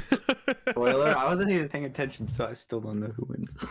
I was just like very confused. Sebastian is going first here, and did open the T-Tar, which to be honest, I don't know. You kind of want to save him for the things, but like early mills is pretty nice as well. Like you don't mind milling early. Yeah, the Craglange. Because Tina sometimes isn't attacking until turn 3, so you can like 2 Crags before they actually KO the T-Tar. Mm-hmm. And then you only get to get there's only one opportunity to get a 1 KO at that point, but Crags are cool. So, with regard to the lug, and there is the Burnett in hand. I don't know. That is not a good Colress here for Rory. What was I saying? I don't know if Sebastian has a V-Star in hand. Has the Burnett. I don't know about the V-Star. And there's a path choice there from Rory. Did Rory give up the path, though? No, there's a path in hand. We still have another path to work with. Okay. What would you take off this nest ball? It's like effectively a dead hand. Do you take Comfy or Greninja? Or do you Abyss Seeking and hope the path sticks? Wait, I was got distracted. Sorry. Rory's going Greninja. Yeah, if your hand sucks, sometimes you just gotta greed the ninja. Yeah, I think that's probably correct because there's like no. Well, there's a Colress for Rory, but Rory wants Pokemon here. Honestly, if I see 2 Tina's prize, I think I maybe just slam Path and Abyss Seeking and just pray to God that Yeah, I don't hate that. it sticks because I'm gonna have a hard time without Tina anyway. There we go though. Yeah, if you're in like a bad situation, you kind of have to be greedy a lot of times. But that worked out. The ninja was fine. I mean, get 2 cards. One's a Battle VIP pass. Pretty good amount of outs. Yeah, I got. I wonder if you ever just go double Comfy here though. But this is I don't know because then you get to see 4 cards to find a Tina. Oh, found the Comfy anyways though. It's good to use double Comfy. Pretty good spot for Rory then. The choice belt, you kind of want the choice belt. I don't know what the other card is though. Ooh. I don't know if I would have given. Well, I don't know. What do you think? Choice belt versus Roxanne? Your second Roxanne. I'm not sure how I feel about that. Yeah, the choice belt, like you can pretty much always like V-Star their 1 Lugia, or yeah, V-Star their 1 Lugia V-Star, and then so, but the belt gives you a little bit of flexibility if you want to kill something else with gift and then still kill the. So I don't know, tough choice, but I probably would keep Roxanne. Actually, if you don't have Temple in your list, maybe it doesn't matter. No, because you can still V-Star. I don't know. Like, it's like, yeah, because you want to Roxanne on the turn you V-Star. So Sebastian whiffed again. But Roxanne does seem good. No turn 2. Had the stadium, but no turn 2 Lugia. So yeah, I would keep the Roxanne, but it's not unreasonable to get rid of it. Yeah, no the Roxanne turn 2 luggage shops. And felt better there. I thought Rory had a chorus in hand. I may be trolling though. I thought there was a chorus in there because I definitely don't like the sequence if we're using the comfies before the chorus. But maybe it's not. Oh, it's not in there actually. Cram punch. Yo, wait, when did this cram get to the bench? I didn't see that happen. When did that happen? It just teleported in. That's the way it feels. Rory's a big cram fan. Yeah, but to be honest, there's not much else to do there. So. I mean, it being a comfy instead would have been better because like the Serena heals that damage anyways. Or hitting with cram back to back doesn't even 2 KO the T-Tar. Rory opened the cram, dude. How did I already forget that? Dude, it feels like it teleported like out of nowhere. I did not see it on the bench. It's just like maybe it just wasn't in my mind as like a play that I thought was gonna happen. So that's why. Because I think getting a KO with the Tina here on this T-Tar is pretty big to potentially stop Sebastian having a response while you get your Tinas out of your prize cards. So I was kind of focused on that. I was kind of like, ooh, okay, getting the Tina KO on the T-Tar. We get maybe a Tina out of the prize cards. If we KO this Tina, Sebastian might not be able to get the V-Star. We get V-Star and another Tina in play to actually return KO. But it's looking fine here. Just Sebastian has to remember to use Serena, so Sableye KO on the T-Tar is not a possibility.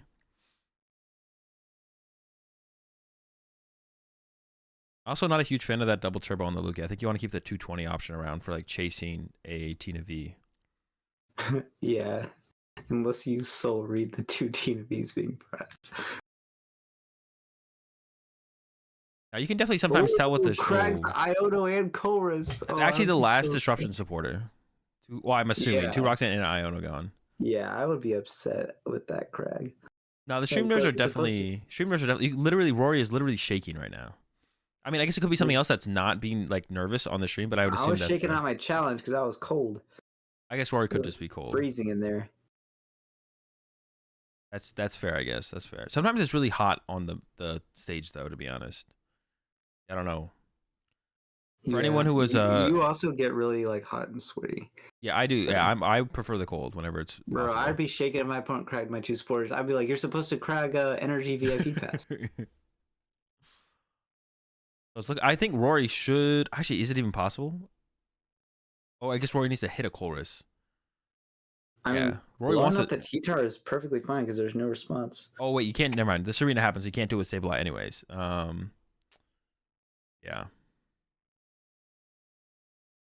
Yeah. Blow up the T-Tar and be like, I better hit a Giratina off. Wait, there was like the choice belt, get Cram back, choice belt KO the active with Cram was so much better than this.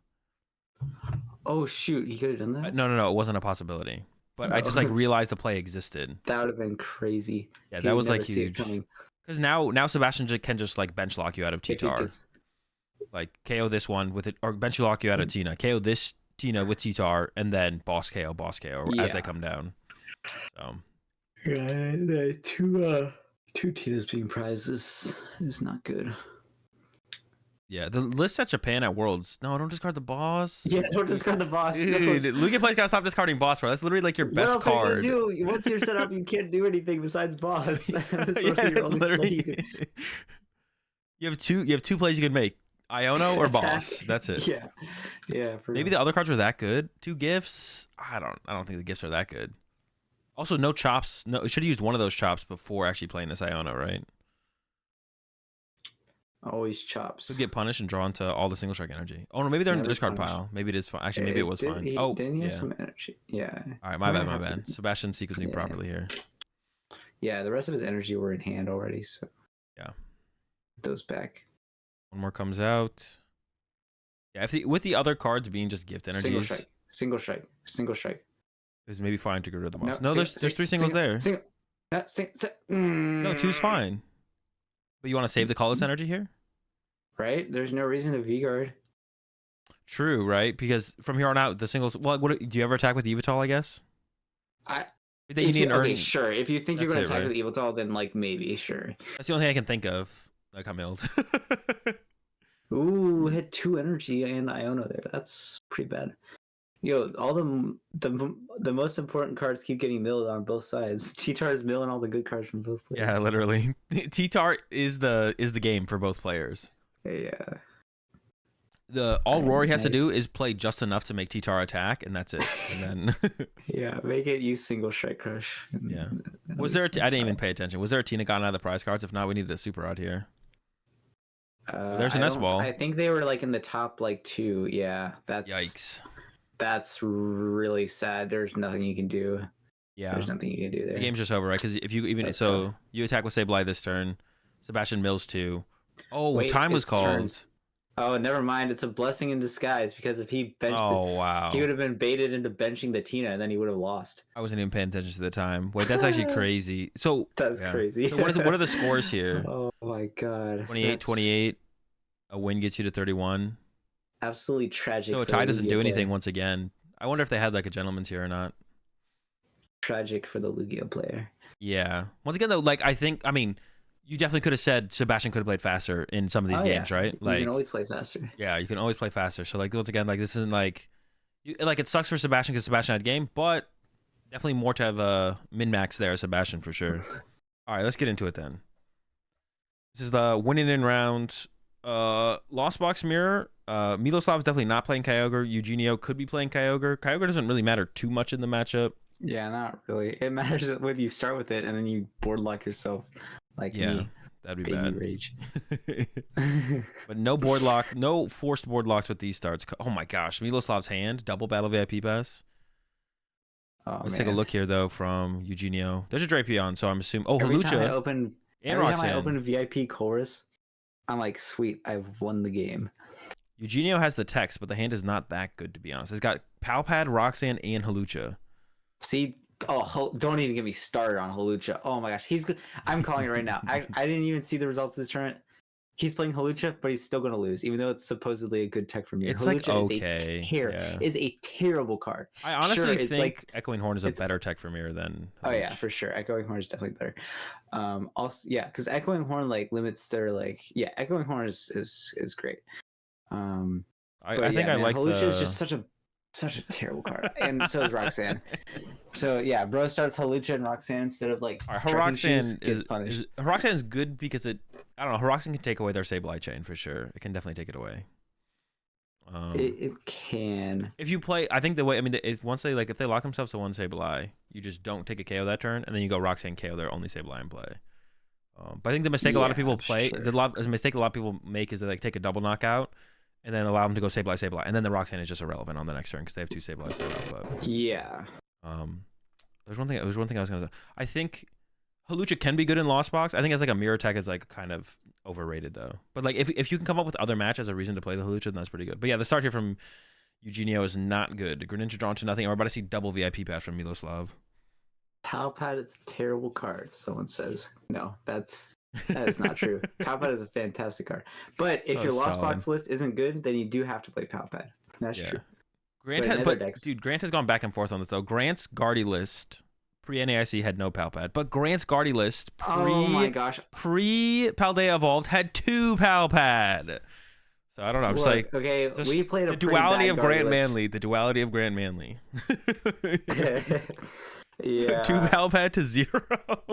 It made so much sense at the time, but Guardy lists were so like crackhead like at that time. But Tor's finally optimized Guardy. You say that now, but if that was towards list at NAIC, you would have been trash talking until you played it. Wait, I honestly was trying to remember how Tor did at NAIC. Did he even make day 2? No. I tied the winning in. Literally all the good Guardy players didn't make day 2 because we all freaking played bad, terrible lists. I mean, it was fine. I don't know. I was kind of I threw my winning in, so the only reason my winning in tied is because I threw. I double breaked 3 times, and that was my 6-3 record. Oh, actually, to be honest, Miloslav's hand isn't that good either. Miloslav's like reliant on this first Comfy to get cooking. Early Sableye grab, but you might as well go for it. I guess well, actually, I don't know because of how slow Eugenio's start is. It would be fine for Miloslav to board lock himself, right? Out of Sableye, because Eugenio is not going to be able to Sableye soon enough to make it matter. So I don't think Miloslav actually has to grab the Sableye here. I don't know. It might be the best thing to grab still, but you definitely don't need to. It's fine for Miloslav to board lock. We're just thinning out the deck. It's fine. If you don't have there's a Colress in the hand, to be honest. It'd be okay to board lock, but we're not going to like just voluntarily board lock for funsies. Well, I don't know. I'm kind of down. Palpad's probably not worth taking here, right? Not in the mirror match. I don't know, man. All these mirrors are playing Roxanne. You have double Rock. Miloslav plays double Roxanne. Okay.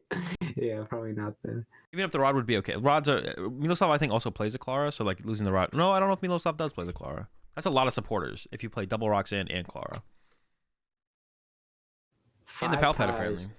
Oh, bro really does have 5 ties. 705, baby. Let's get into top 8 at a nice juicy 706 record. Let's get it. Oh wait, Eugenio, this is a down pair. Down pair. Right? 21, 26, 27, 29. What? Wait, this is like an Omega down pair. Yeah, 26 to 29 points. Wait, no. Oh, that's... Eugenio's missing a round.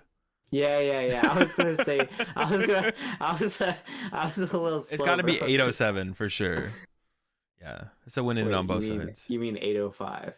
Yeah, 805. Yeah, 807. Sheesh, that's a lot of rounds. Oh wait, that's just an American regionals at the end of 16 rounds or 15 rounds. Yeah. All right, there's the Cram Punch. No Greninja bench from Miloslav is interesting. Didn't have to bench it, but you're not gonna get disrupted next turn, so it's probably fine. Scoop from Eugenio didn't even use the Greninja there. I think the Greninja could have been used. Would you have at least used Greninja there? I don't know if there was actually an energy in hand for Eugenio. Maybe there wasn't. Oh, there wasn't. No, yeah. He had nothing. Yeah, conceding is definitely correct. See, this is a good concede here, right? Like you're playing a mirror match, it takes a while. I don't mind Eugenio sitting it out one turn to confirm Miloslav as like the turn one cram attack. And then maybe if you do get your revenge cram, which is possible even if tough, but then immediately on the top chorus, deck, get vacuum. Yeah. The line is he whiffs cram, you top deck chorus, you get vacuum, you start cooking. Yeah. Yo, me Monk beat me in, well, just want to say I won the set anyway, so it didn't matter. But me Monk did beat me in a game of Lost Box Mirror where he did not put a Comfy on his bench the entire game, or just in play. He did not have a Comfy in play the entire game. It was crazy. I thought it was on purpose. He's like, no, I just didn't draw Comfy. All right, so like, they have chat has no idea who me Monk is. So Grant is talking about Caleb Rogerson. Yeah. Caleb Rogerson, yeah, we played in top 4 of a cup, and game 1, he did not get a single Comfy. By the time he even saw Comfy, it was like kind of too late to put it down anyway. Was he on pace? So, was he like cram into Sableye? Well, really? He was a little bit late on the Sableye. But... Okay, well, yeah, so, you could go like, you'd have to triple vacuum. It was crazy. He won that game. And like, I was like so confused. After I lost, I was like, is that just like the way? Like no easy. You'd have to draw so well. You'd have to draw so well to pull that off and win. Yeah. Because to be honest, you could just be like, all right, screw it, and just like start partying with Raikou or something early. Like it wouldn't like I don't even know. Because the chance that they have the response to the Dragonite is like non-existent. Well, they also can't Raikou your Raikou if you don't have any Pokemon. Yeah. So it was pretty funny. And if they Dragonite you, then they're putting 20 on all their copies. So it was like low key, like kind of sick. I assume may as well ask you the question so the chat can hear your opinion. But you think going second in mirror is correct, right? That's what we're seeing from both players here, it looks like. Yeah. Though I think going first against Tina might be better because I don't respect Tina at all. That one I'm a little undecided on myself. Yeah, but I feel like it gets you solidly ahead when you go second. You get the turn one cram attack against Tina. I feel like you're feeling super comfortable. That's why I feel like Tina should choose to go second. Yeah, true. You might be right. What do you think about the early Raikou grab here from Miloslav? For my turbo list with no cram, you just always go first every single time. Yeah, what is this early Raikou grab from Miloslav? There's a chorus in the hand for Miloslav. I don't know. You don't know. Miloslav doesn't know. Does he need the Force Seal? There's a Force Seal in the hand, but there's also a chorus. And an energy for the Greninja. Like, I don't know. This feels like you could have grabbed a second Comfy. I mean, I think, actually, you know what? It's fine. He's going for turn 2 Sableye. Sheesh. Okay, I didn't know we were cooking like that, but I guess we're cooking. No, we're cooking for sure. We're cooking turn 2 Sableye going first. Yeah. So that would be the seal. I mean, but having Seal Stone isn't enough reason to put a V Pokemon in play. But like, I mean, it's a reason, but it's not. I don't think it's always just enough reason. Because like, if you have other stuff to work with, then you just have a 2-prizer in play when otherwise you wouldn't have it. And also, it bench locks you, right? That's like also a problem. You definitely don't play it. You definitely don't play the Force Seal until you're using it in this matchup because I guess we got to be using it for a VIP pass then. So yeah, Miloslav's going hella aggressive. Wait, okay. Yeah, I don't hate it. You know. Yeah, I think you ninja first though, right? I think Miloslav is playing the. Well, no, but then it's getting cram. Oh my gosh, I don't know what he's cooking. What is he even doing now? I don't. If Miloslav was doing this, I'd be like, okay, we're about to battle VIP pass, put triple Comfy in play, we're playing for a turn 2 Sableye, and then I'm like, okay, I see we're cooking somewhere. But like, this is what you were gonna draw into anyways, right? I was thinking the same thing. Yeah. Now I'm not. So maybe Wait, it's just attached actually, to... Miloslav might be board locking himself. Wait. Oh. Fleet Feet. Fleet Feet pass? Eugenio always has the... This is not how I would be playing this, but we'll see. We'll see what he's got cooked up. Isn't Eugenio fine with cram punching the active and then being like, Yeah. okay, you only have one Yeah, he's fine. you only have one Comfy in play, so you're going to take that much longer to get to Sableye. So Yeah. now I'm just gonna I'm not gonna KO anything, and then now I'm gonna get turn 2 Sableye myself, and now you're gonna be Yeah. now you don't get to put 2 Comfy in play to get to Sableye sooner yourself. Yeah, it's still like it's either player could still win, but yeah, he's It's fine just cramming. interesting choice from Cram. Miloslav, so I'm definitely curious to see how it goes. Maybe it's like the semi Rogerson strat though, but there's one Comfy in play. Maybe Milo swapped out with his twin brother who's never played Lost Box before. Or maybe he's cooking. Maybe this is like the strat. Maybe I haven't it seen anyone is. approach it like this before going first, but No one really knows the optimal Lost Box strat because the games can go pretty weirdly.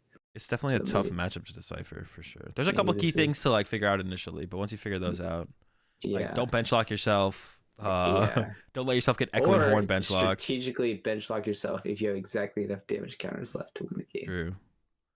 But yeah, If you got all your switch cards left, bench locking yourself is fine, and then your opponent thinks they have you, but they just haven't done the math before, and then they're like, oh wait. All right, but Eugenio. Oh no, there's a coalition in the hand for Eugenio. We're cooking. We don't need to put it in the actually, right I had a play. situation against Tina where my opponent board locked himself, and I could actually win by attacking with Sableye like 5 turns in a row. But after I attacked with Sableye like twice, I realized I couldn't attack with Sableye 5 turns in a row. So I had to do this really weird Raikou play. And then it was super awkward, but I managed to win. But yeah, it was like, Yeah, I was had like, that- oh crap, I can't attack this Sableye. I'll deck myself out if I try to do that. I had that come up against Victor at Fresno, where it's like I was on track to keep him board locked, and then I whiffed my second Sableye on a turn. I had to Clara for a Sableye, and because I couldn't it's Clara for like- double Sableye, I just lost at that point. Yeah, it's kind of hard to Sableye every turn sometimes. Yeah, it's easier now with the super odds Nah. and stuff, but I was gonna say it's harder with the super odds because they go back Oh. into the deck. I don't- I feel like- 2 Clara. but it means you don't have to because sometimes you'd be forced to Clara early, which sucked. But like super odds, Yeah. are just so much more efficient. All right, but I think we got this attack here for Eugenio for sure. Oh, was there an escape rope played? Yeah. The Greninja push from Miloslav, keeping Miloslav staying board locked, like choosing to stay board locked here. Like could have sent up Cram here and let it go. But I mean, yeah. Well, not full board locked, right? Like there's a bench space to work with here. So I think Milo's plan is one Comfy this turn, and then get some Vax. Okay. Oh, we got the Vax. All right. Double Vaxed. Yeah, double Vax, and then That's what you want to see. Oh, he's lost on one. what are we at to now? 3, I don't know 4, about that. 5, I think I would 6, keep 7, that. 8, 9, 10. I think we get to 10 with another full set. Yeah, I don't know about that nest ball keep, but because you already have a Sableye in hand, but Favorite pizza topping is if I'm going solo topping, I'm going sausage. let me do the math Someone about asked me that in 4 chat. vacuum, 5, You need to 6, get the another math course, out. 7, 8, another Comfy 9. No, we only get to 9 next turn for Miloslav. Yeah, that's what I'm saying, bro. Gotta keep the 2 Vax. Gotta stay double Yeah. Vaxxed. I feel like the double vac was pretty good actually. What are you doing with that Not- nest ball? You already got a nest ball on a Sableye. That's trolling. That's It was trolling. double nest ball off the Comfy though. Yeah, but you should be able to see that coming. Should have taken the nest ball. And I think there's no Greninja use here either for Miloslav. Instead, just harder tree and taking the knockout. I mean, that's fine. Yeah, I mean it's not bad, but you want to dig deeper. But now Eugenio really needs to not need. This is if you get into Sableye here, I feel like Eugenio's in a great spot. Oh yeah, for sure. Oh, And double he's vac. vaxxed Yo, what too. the heck? Dude, they're both. Oh, no Greninja first though. I don't like that. That's a really clean Colress though. Get rid of the Comfy and the nest ball, but you maybe have to keep the nest ball to find Sableye. So maybe not.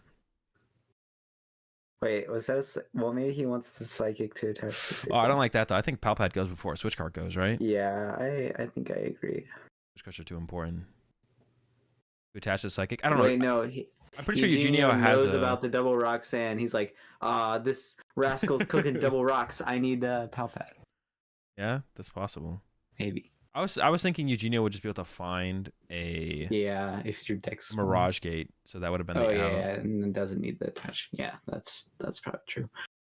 I just kind of feeling like for us to get to 10, the Greninja has to be used anyway. So That it's just Manaphy, the lighting on that Manaphy makes it look crazy. it It's is. like, what am I looking at? What are those cards called again? The artwork cards or whatever. Yeah, alt art. Alt art. Or No, they're not alt. Well, it's not all in secret- all, but it's close. Secret art, rare, trainer gallery. Secret art rare Galaxy Foil Omega Turbo Busted. If we take the I don't lightning know. here, so we can use Greninja. Oh nope, there's the ditch. But now that we have the super rod, I feel like we should Greninja away this. Oh, we're super rodding right now. It's Oh, a clean no. game. Are of we all this cramming? Backkeeping. Dude, I don't like Bro. this cram. Nah, slam the Raikou, slam the Forest Seal, slam and the Sableye. vacuum, slam the 2 Pokestop, slam all the. Oh, wait, we are everything. doing that. He's a little confused, but he's got the spirit. I know. I think Eugenio has this here. There's no way. But the super rod. Wait. The super rod's been Right, played. The he's- energy's in the deck. I think we're searching out Mirage Gate here. Oh, did he need the super rod to get the psychic? Yeah. Oh, he needed the super rod for like the switch card, right? Yeah. It's that's pretty- happening. I'm not sure this is the cleanest way to execute this turn, to be honest, but it is happening. Yeah. But I don't think we can put that water on the Greninja. I think that water has to go to a Comfy, and then as. No, does this work still? No, then we don't get the Greninja for. Yeah, that was a bit. Now we don't get the Greninja for turn here. I think that's a mistake. A bit goofy on the sequencing, I think, but yeah. Because I think he's we could got have this. avoided the Raikou in play, which might not matter, but it could. It is a 2 prize that Miloslav can boss KO at some point. I don't. Right? Ooh. I don't know. All right, the Hooch is not great in the mirror. I think we both agree it's like okay. It definitely is like a slight advantage. Is it worth the spot? Do you take it over the Mirage Gate? Probably, right? Yeah, probably take it over the gate. Though you are board locked out of Halucha plus Sableye if your Sableye dies every turn. So, That is true. So is there even any point? or you could cook and just go like, I don't know. Yeah, sequencing is okay. Choosing not to Pokestop. I think I probably like that actually. Well, you didn't need to play it though. You could have just vacuumed your Force Seal, right? No. Yeah. Is that 10? Yeah, that's 10. We're at 10 right now. Okay. True. That's what I'm saying. Like, what? Yeah. We So should why just did save you it. play it? Why? Yeah, that's another mistake there for sure from Eugenio. You could Maybe have just kept it as like an extension on the next turn, right? Maybe you do need it next turn. Yeah. All right, so what do you think you Maybe KO here as Eugenio? Maybe he thinks he'll never use the Pokestop, so he'll thin it out. Yeah. What do you KO here as Eugenio? I think you KO Manaphy because the threat of your own Greninja putting too much damage in play means the Manaphy has to come back into play for Miloslav. Even if you open up you're that bench already space. committed a water to the Greninja too, so you're kind of committed to the killing the Manaphy. But then you're. But you don't KO the Greninja, right? I don't like that. I feel like that gives Miloslav too much flexibility. Nah, it's fine. You think so? Yeah, he can switch card that Greninja and heal it, and that'll be annoying. But you're gonna open up a healing possibility next turn, anyways, right? Probably. I don't know. Maybe not. These nest balls are actually gonna be cooking for Miloslav this time, though, to be honest, because we need to recover Manaphy and we need to recover some stuff. Sure. But to be honest, the Greninja was the draw power for Miloslav. So without the Greninja, it looks like. Oh no, is that Colress? That's It's a Mirage Gate. Is it just Punch with Cram from Milo? I think it is. Milo. Boss Manaphy? All right. So he kept the Holucha, but he's not going to win because of the Holucha. Now maybe though. Well, Oh no, I my don't know if he's gonna God. win because of the Halucha. But it is opening the board. But no, you definitely have to put the Manaphy back down here as Eugene. Yeah. But Eugene Yeah, also that's- is down like 2 super odd, I think. So that might be a tough recover. Do that. So now you try and ninja the. Yeah.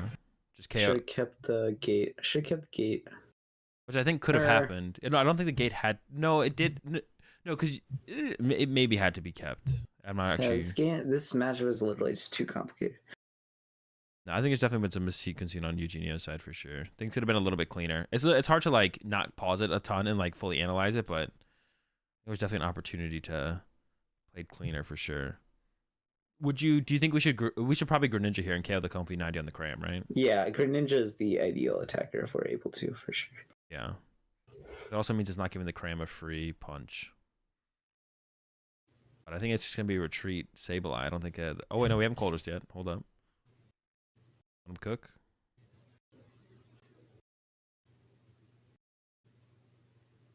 I guess the other question is like, at what point do you feel like this is out of reach for Miloslav and Miloslav should concede and just go to game 3? When would you concede? If I get attacked by the ninja this turn, I would probably just concede. Sableye's not enough to make you concede here, though? Nah. You always send up Cram here as well, right? I don't see a reason to not send up the Cram.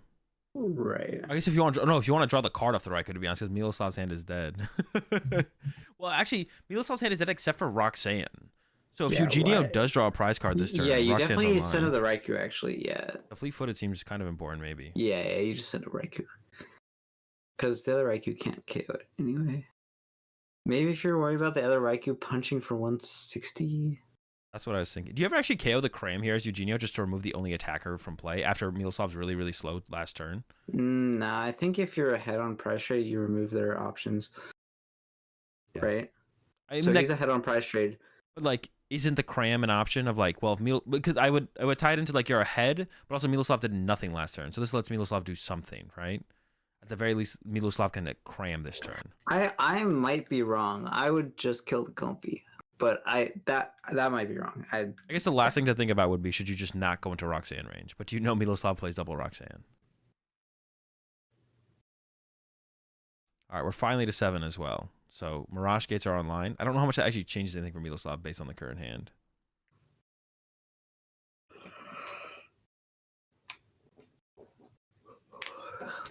Also, I think Miloslav should try and avoid benching Comfies. I don't know if that's possible to do, but like... Yeah, it's just a tough spot. It's like crazy because like a lot of times you end up getting in these really tough spots and then you end up winning the game. Yeah, that's why it makes it hard to want to concede, especially with like the Roxanne's about to start hitting. Like with the Roxanne's about to start hitting. Yeah. Yeah. you honestly actually just attack with Raikou here? You kind of have to. I mean, you could still attack with the Cram. There's no reason to not attack with Cram, but. Oh well, I thought you could switch card. True. I mean, I don't know if I would attach the Cram. I think I would just play Rocks and see if I hit switch card. If I hit switch card, but I don't know. Switch card doesn't solve the problem of the Greninja. Yeah, it only like gets rid of the Sableye double K, right? You can't. I don't know. Wait, it doesn't even do that. Like, Sableye can still KO Comfy and Cram here. That's what I'm saying. Yeah. Yeah. Too complicated. But then if he ninjas you and you have just Raikou, do you even care? Put on odd prizes. And then go and like, okay, so if he Greninjas, Cram, Comfy, you have only Raikou. You take you take another prize, and then you go, and then he can't kill your Raikou, and then you go bench, boss, kill Raikou. Yeah. Another reason to attack this turn with the Raikou is to just use fleet-footed, right? Sure. Yeah. The recovery is coming in here from Miloslav. Probably should just promoted the Raikou off the rope, but maybe you're scared of like, I don't know. Well, I think this turn you have to play I think Miloslav should play like Eugenio's not going to be able to put together a Sableye or a Raikou attack, and maybe Greninja happen. So if Miloslav can find the Manaphy, then you're actually in a good spot here if you attack with the Raikou. Yeah. I think that is what Miloslav's playing for here. We'll see how good the fleet-footed is. Oh, there's a Nest Ball in hand here for Miloslav as well. And maybe a Palpad? Checking the supporters in the discard pile. Roxanne's are ready to be shuffled back in. If Eugenio ends up winning because of this Holy Chat, I'm going to be so mad. Double Roxanne back to the deck. That's like kind of an alpha move. Like Roxanne and then Palpad 2 Roxanne's back. That's a lot. That's a lot of disruption. That's crazy. Roxanne is so bad. Oh man. Nest Ball, is it the Manaphy or the Greninja? Got probably Manaphy. Yep. Man, because Ninja's looking like the most likely attacker. Still a bit out of range of Raikou KO on the spot, but he could Eugenio could just punch with Raikou and clean up a Sableye, right? Yeah. Yeah, that's what I was gonna say. Wonder what is the 2-card hand? The Greninja push. Got a Chorus. I don't like the Greninja push if the.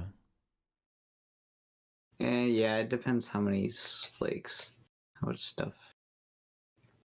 The Raikou punch here is really good. All these lost zones are painful. Oh yeah, It's gotta be Colress. Yeah. What are the last 2 cards in hand? Oh, I can't see them. Treat. Yeah, I don't like the Comfy. Super Rod versus Stop. You have switch card, so but you don't have enough Pokemon to hit hard enough with the Raikou this turn, right? You can't attack. You have to Pokestop, right? If you want to attack, this is a pretty interesting game. Yeah, this is a pretty nice game to. You still have Fleet-footed to work with as. Whoa! I would have used Pokestop first there. I feel like the Pokestop has to happen. Yeah, but Live versus Lightning. What it now you have Ninja.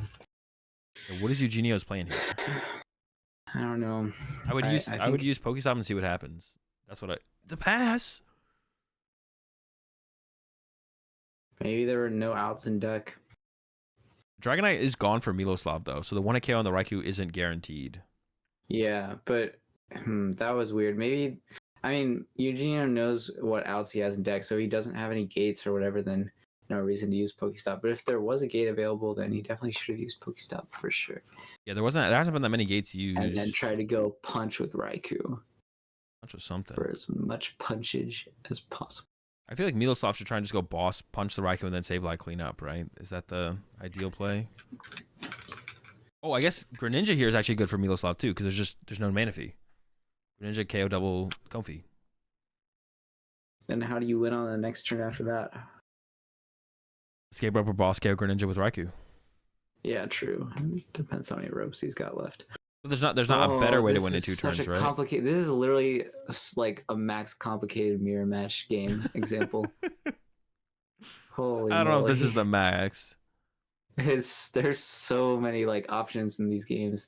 It's like definitely really interesting when like both players' bench get kind of low, and then you have like Raikou shenanigans and like, yeah, it's definitely yeah. And now we're back to double Comfy on both boards. Okay. Interesting. There's the rope. Could Eugenio ever mess up here and send up a bad... What do you send up here? Just the other Comfy? Yep, okay. Roxanne versus something. Yeah, I kind of like the Greninja. If it's possible for Miloslav, I think the Greninja play makes the most sense. If not boss punch the Raikou with Raikou, I think also makes a lot of sense here from Miloslav. But I don't think either of those plays are possible. He just doesn't have boss. He doesn't have ninja. He doesn't have any of the good stuff. So he's gonna have to. I think it's a Sableye. He's gonna have to cook a little bit. Yeah, it looks like it's just Sableye.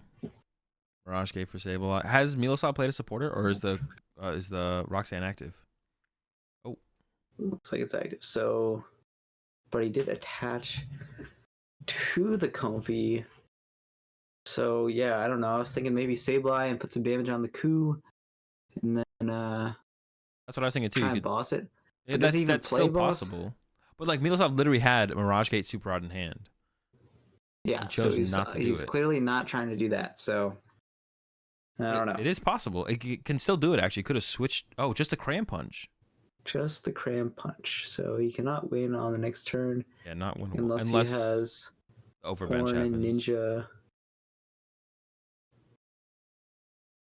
Yeah, that felt well. I don't know. Maybe Miloslav's boss isn't around anymore, or doesn't play boss. No, I think Miloslav definitely plays boss. Actually, this is more Roxanne's being played in a Lost Box mirror than like ever. It's like 4 in a row. That's crazy. What is Eugenio? Eugenio just wants to attack with. Oh, has the Dragonite, so could just attack with Raikou into boss KO Raikou. Or yeah, attack with Raikou. Yeah, that's literally what I said was correct. It didn't sound right though. It sounded wrong. Yeah. But yeah, attack with Raikou into boss KO Raikou from Eugenio is a reasonable play here. The hand does not seem very good though. I don't think Eugenio can attack. Yeah, I don't know. It doesn't. Yeah, it doesn't look like it. Every time I feel like maybe the Lost Box player didn't have an opportunity to do something different. I think when you go back and watch it all, the Lost Box player they always cooked themselves out of the game. They definitely always did, but it's definitely hard. It's hard to blame them because it's a pretty complicated game, this one. Yeah, but that's what I think. I think Eugenio probably definitely could. Definitely, I think that turn 2 sequence or whatever for the Sableye play, That could have been sequence definitely for sure. But now we're here at the end of the game. I also think there was other things that Eugenio could have done a little bit better. I think it was a little bit unfortunate actually for the way this situation developed for Eugenio to whiff the. He's got a fleet. Well, he's got a fleet-footed into the energy, so he just super rotted back. Yeah, but there's no way. I don't think there's no gates left, so you can't even boss KO the Raikou in the following turn. So you get this KO. Yeah, you can then you can Lucha Sableye. No, you can KO with your own Raikou if you have enough Pokemon left. Oh, that's true. You have control of the bench at this point. Okay, you're right. You're right. Oh, we got it. You got it, but does he not have enough Pokemon left to kill the Raikou? On the next turn? That is the question. I don't think he does. He's thoroughly cooked. Oh, you could do Sableye Hawlucha at this point, maybe. Oh my god. You better not. I think that is a Clara in hand with the Hawlucha. There's only 6 minutes left, though, so Game 3 is never finishing here. He has a Clara in hand? I think so. Dude, he's going to win because of the Hawlucha. No. Oh, I'm so upset. That would be awesome. We'll see. What actually is going to happen is he's going to get Roxanne again. That's what's going to happen. Miloslav does have a Roxanne left. That is true. Wait, does Miloslav actually win by bossing Dragonite? Oh, but Miloslav's boss is gone. That's not a possibility. Has the Pokestop to work with and 2 Mirage Gates? A Mirage Gate and a Colress in the hand. I feel like we're looking for... Honestly, I do not know what we're looking for here as Miloslav. That looks pretty good, though. That's enough options. That should be enough options right there. Giving up the Mirage Gate. Keeping the Pokestop over a Mirage Gate with a Pokestop in play? Not sure about that. That's an interesting choice here.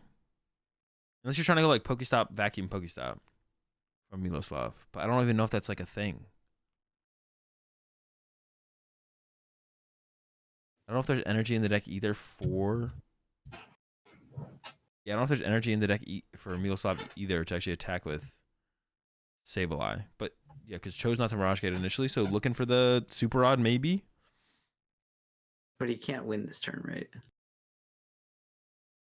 Unless he goes Orin Hawlucha, but I don't think he plays both of those cards. Thinning for the Kyogre. There's the there's the Rod. So the Sableye attack is possible. Oh, it's but it doesn't matter, right? Sorry, I gotta try it again. But... What do you mean? Sableye 2 turns in a row here for Miloslav wins the game. Eugenio doesn't have a win con. I thought you said he had a Clara. I'm not sure. There's definitely some like full art card in the hand. I thought it was Clara, but it might not be. Might not be. It might not be. Nah, it's not Clara. No shot. That would be hilarious if it is. But then there's no winner here, which is kind of sucks. Yeah, that does suck. Mirage. I still don't know why Miloslav kept the Pokestop over Mirage. That confused me. Dude, remember, it's not Miloslav, it's his twin brothers. Energy retreats. Sure. All right, here comes the Sableye attack. What do you do here? Do you knock out the Comfey? Probably, right? Or do you just... I don't actually know what you do here. Yeah, I guess, right? Or maybe you... Knock out Comfey, 5 on active. Or maybe you just dump 12 on... Wait. That's fine. If okay. You can always kill the... Okay, there is the Clara.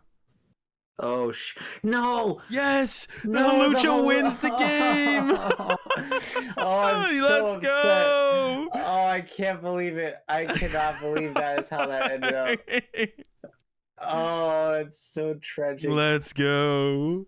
It was like the worst thing ever would be if this game is won by Hawlucha Sableye. I said it so long ago, too.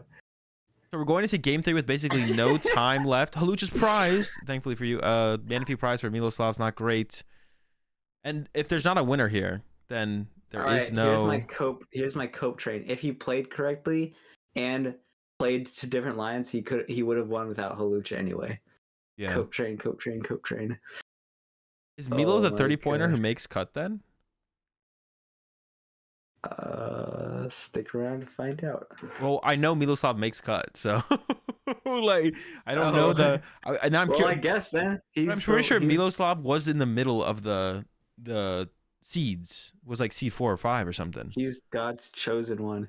Wait, the 27, 20, 29, 30. Yeah, that would be That would be him. So they just tie here. Yeah, it should just be a tie here. I feel like. Um, maybe they have a gentleman's on prize cards or something. It's possible. They might have that cooking. Oh, that would explain. Oh. Oh.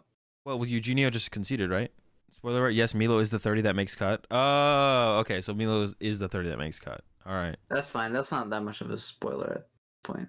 Well, yeah, I mean, we knew that Milo was in cut. It was just whether or not someone conceded. But I thought Miloslav was like in the middle of the seeds, not 8th seed.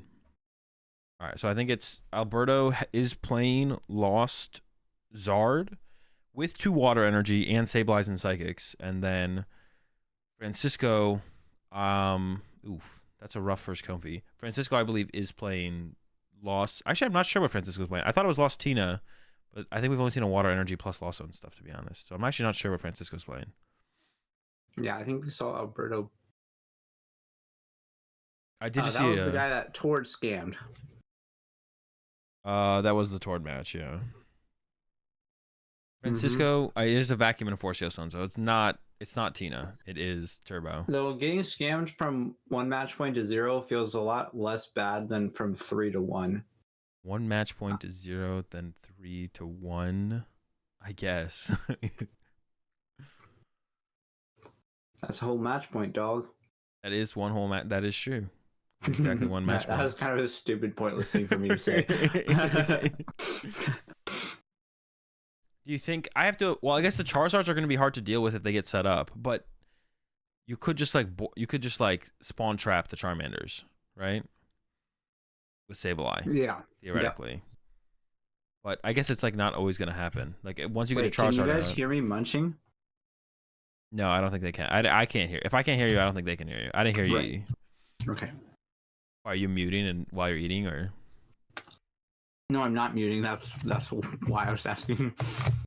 I can though if I need to. I can hear. Oh, apparently chat can. I can't hear it, but apparently chat they can hear it. Or maybe they might just be. See, you don't know what chat though. They might just be saying they can hear it. Just a crinkle every now and then. Okay, I heard the that. lettuce. The lettuce crinkling.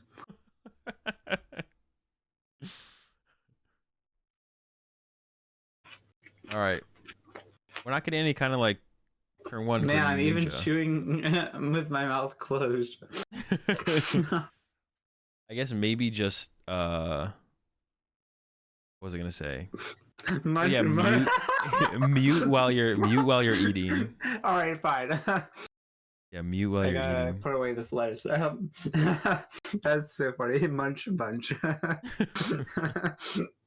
I'm sorry. All right, we got the first cram attack here. I think we should retreat with the lightning energy though, not the psychic energy from Francisco. Probably won't be a huge deal, but you never know. And Alberto has like a ridiculously slow start. No Comfeys to work with. Here comes another Greninja use. There's an S-Ball though. But wants to get Charmanders out before they do get spawn trapped, right? Like that's got to be the goal. Once the Manders start getting spawn trapped, you're just cooked. I wonder if you just ever bench a Charmander here, hope it doesn't get Sableye, and then go for Raihan for the Candy Zard next turn. But then you also have to hope that the Sableye from Francisco has 4 in the Lost Zone, so Francisco definitely can get to 10 next turn. Yeah, pretty much the whole matchup is like spawn camping the Manders, so they. What was that? Like that's like the whole like a big part of the matchup is just spawn camping the Manders. It's Sableye. Yeah. Wow, they're still at 60 HP, so you just turbo to 10. And... That's definitely got to be the move. Oh, I think it's actually 5 in the Lost Zone, not 4. It says 4 on the screen, but it looks like it is 5. How would it be 5 though? Comfy. I think it is 5, but I have no idea how it's 5. Yeah, it looked like 4. But the die says 5. Yeah. Maybe it just says 4. Maybe I am trolling actually. The screen graphic says 4 as well. I thought I counted 5 before it was stacked up. It might be 4 though. It might actually be 4. I was hating on the Zard deck before, but what if it's actually good? Oh, we do have double vac in hand. We could actually see the Sableye attack this turn. Actually, no, we should see the Sableye attack this turn. What if it's actually good? I mean, it could be good. You should never write anything off. Yeah. I mean, you shouldn't like fully write anything off, but obviously you only have so much time to test so many things. So Mm-hmm. Like you should like semi write off some things, but be like maybe it could be good, but I just don't have time to test it. That's how I always like to think about it. It's like if it's good, I mean I'm not gonna be the one to figure out if it's good or not. Leave that up to someone else this time. Interesting. He didn't take boss. He could. Did he already play support? He could. Well, the boss Sableye is happening. Oh, the Sableye is happening. Yeah, the Sableye is happening. Oh, okay. So we're just gonna KO that Charmander before it gets candied. I guess that could be. Oh, actually, the Sableye wasn't happening until we found this course. To be honest. Yeah, I was thinking the boss might have just been the safer route to KO the Charmander. Yeah. And then what is he going to do? He doesn't have another Charmander. Yeah, I wonder if we should have actually seen Francisco actually could have used the vacuum before playing the Colress and then used the Mirage Gate to the Sableye, to be honest. I wouldn't have hated to see that, but I guess we're just going to go with another switch card here. And yeah, a lot of people don't gate as aggressively as they should with Lost Box. It doesn't even use the Artisan. Could have got second save. Oh, second Sableye's in the Lost Zone, but could have got Manaphy, I guess. I don't think Manaphy's really helping much. Does Alberto ever just concede? Like, I guess the second Sableye being in the Lost Zone makes a pretty big deal, to be honest. So it goes 1 on active, it looks like. I would just go all to the Manaphy, I feel like. I don't know. I don't want to leave any on the active because you could switch card the active into like something else. With the second Sableye in the Lost Zone, I don't hate sticking it around here for Alberto because you can't this Sableye this turn. There's no guarantee of a chain Sableye on the next turn. It might actually be pretty tough because I think Francisco might be down a maybe not. I think it's maybe down a super odd, but actually might not be down super odd. So Francisco sticking it out. I don't really hate Francisco sticking it out here.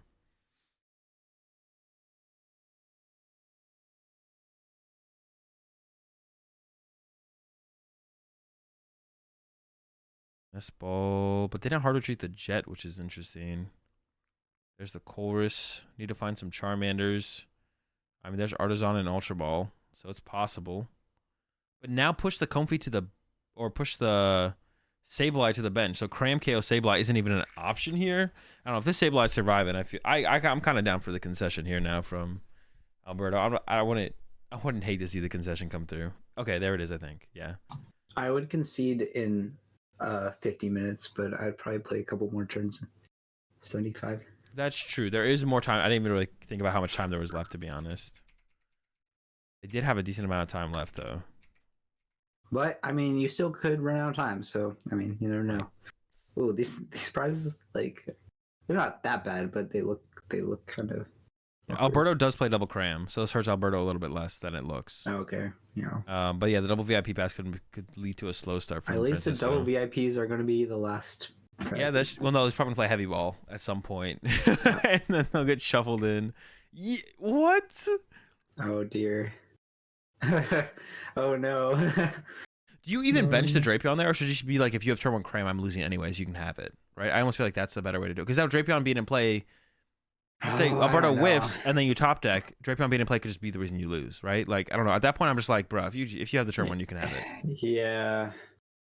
So Francisco doesn't even have a Colress in hand. Like, it's like, I don't know. I feel like you almost like gift it to Alberto on that. Like, sticking around for a game longer doesn't mean it increases your odds of winning the game, right? Well, to an extent it does, obviously, but that's true. You do have 60 minutes left. May as well give yourself the.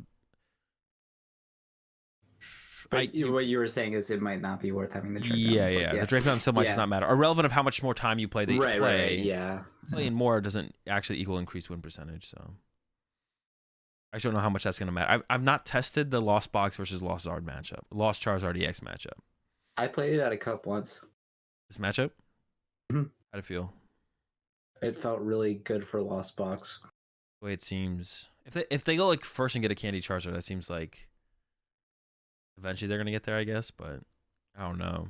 As long as you're like drawing a prize card turn to turn with Sableye and building up a little bit of damage on the Zard, maybe to KO it later with Dragonite. Well, actually, my game may have been an outlier because I don't think my opponent ever even got to one. Got to the Charizard EX. All right. I think Alberto does have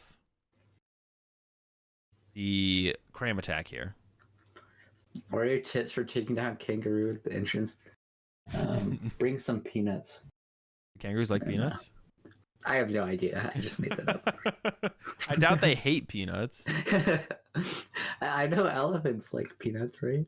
I'm pretty sure. Yeah, I think that is a thing. I think elephants do like peanuts. If there's any elephants in chat, can you confirm?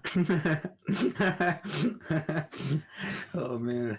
We do have the cram attack here for Alberto, which, to be honest, punching Drapion or KO in the Sableye is probably pretty close to equal. So we do have the KO, which is, I guess, a little bit better. Yeah, the KO is a little bit better. It would be hilarious though, like, oh, there was the Color's top deck, bro. Yo, benching the Drapion rewarded. I mean, well, hold on. Yeah, well, still statistically it could be incorrect, but and it looks like there is no attack coming here. Yeah, I'm just saying you got rewarded for it in that instance. No Comfy. I don't know about Lost in the Sableye. Sableys are just too good. I wouldn't Lost on Sableye here, Francisco. You maybe. Sableye's so good though. I would have tried to hold that Sableye. I think we're going with a fleet-footed here though. Yeah, should go with the at this point. That's the only option.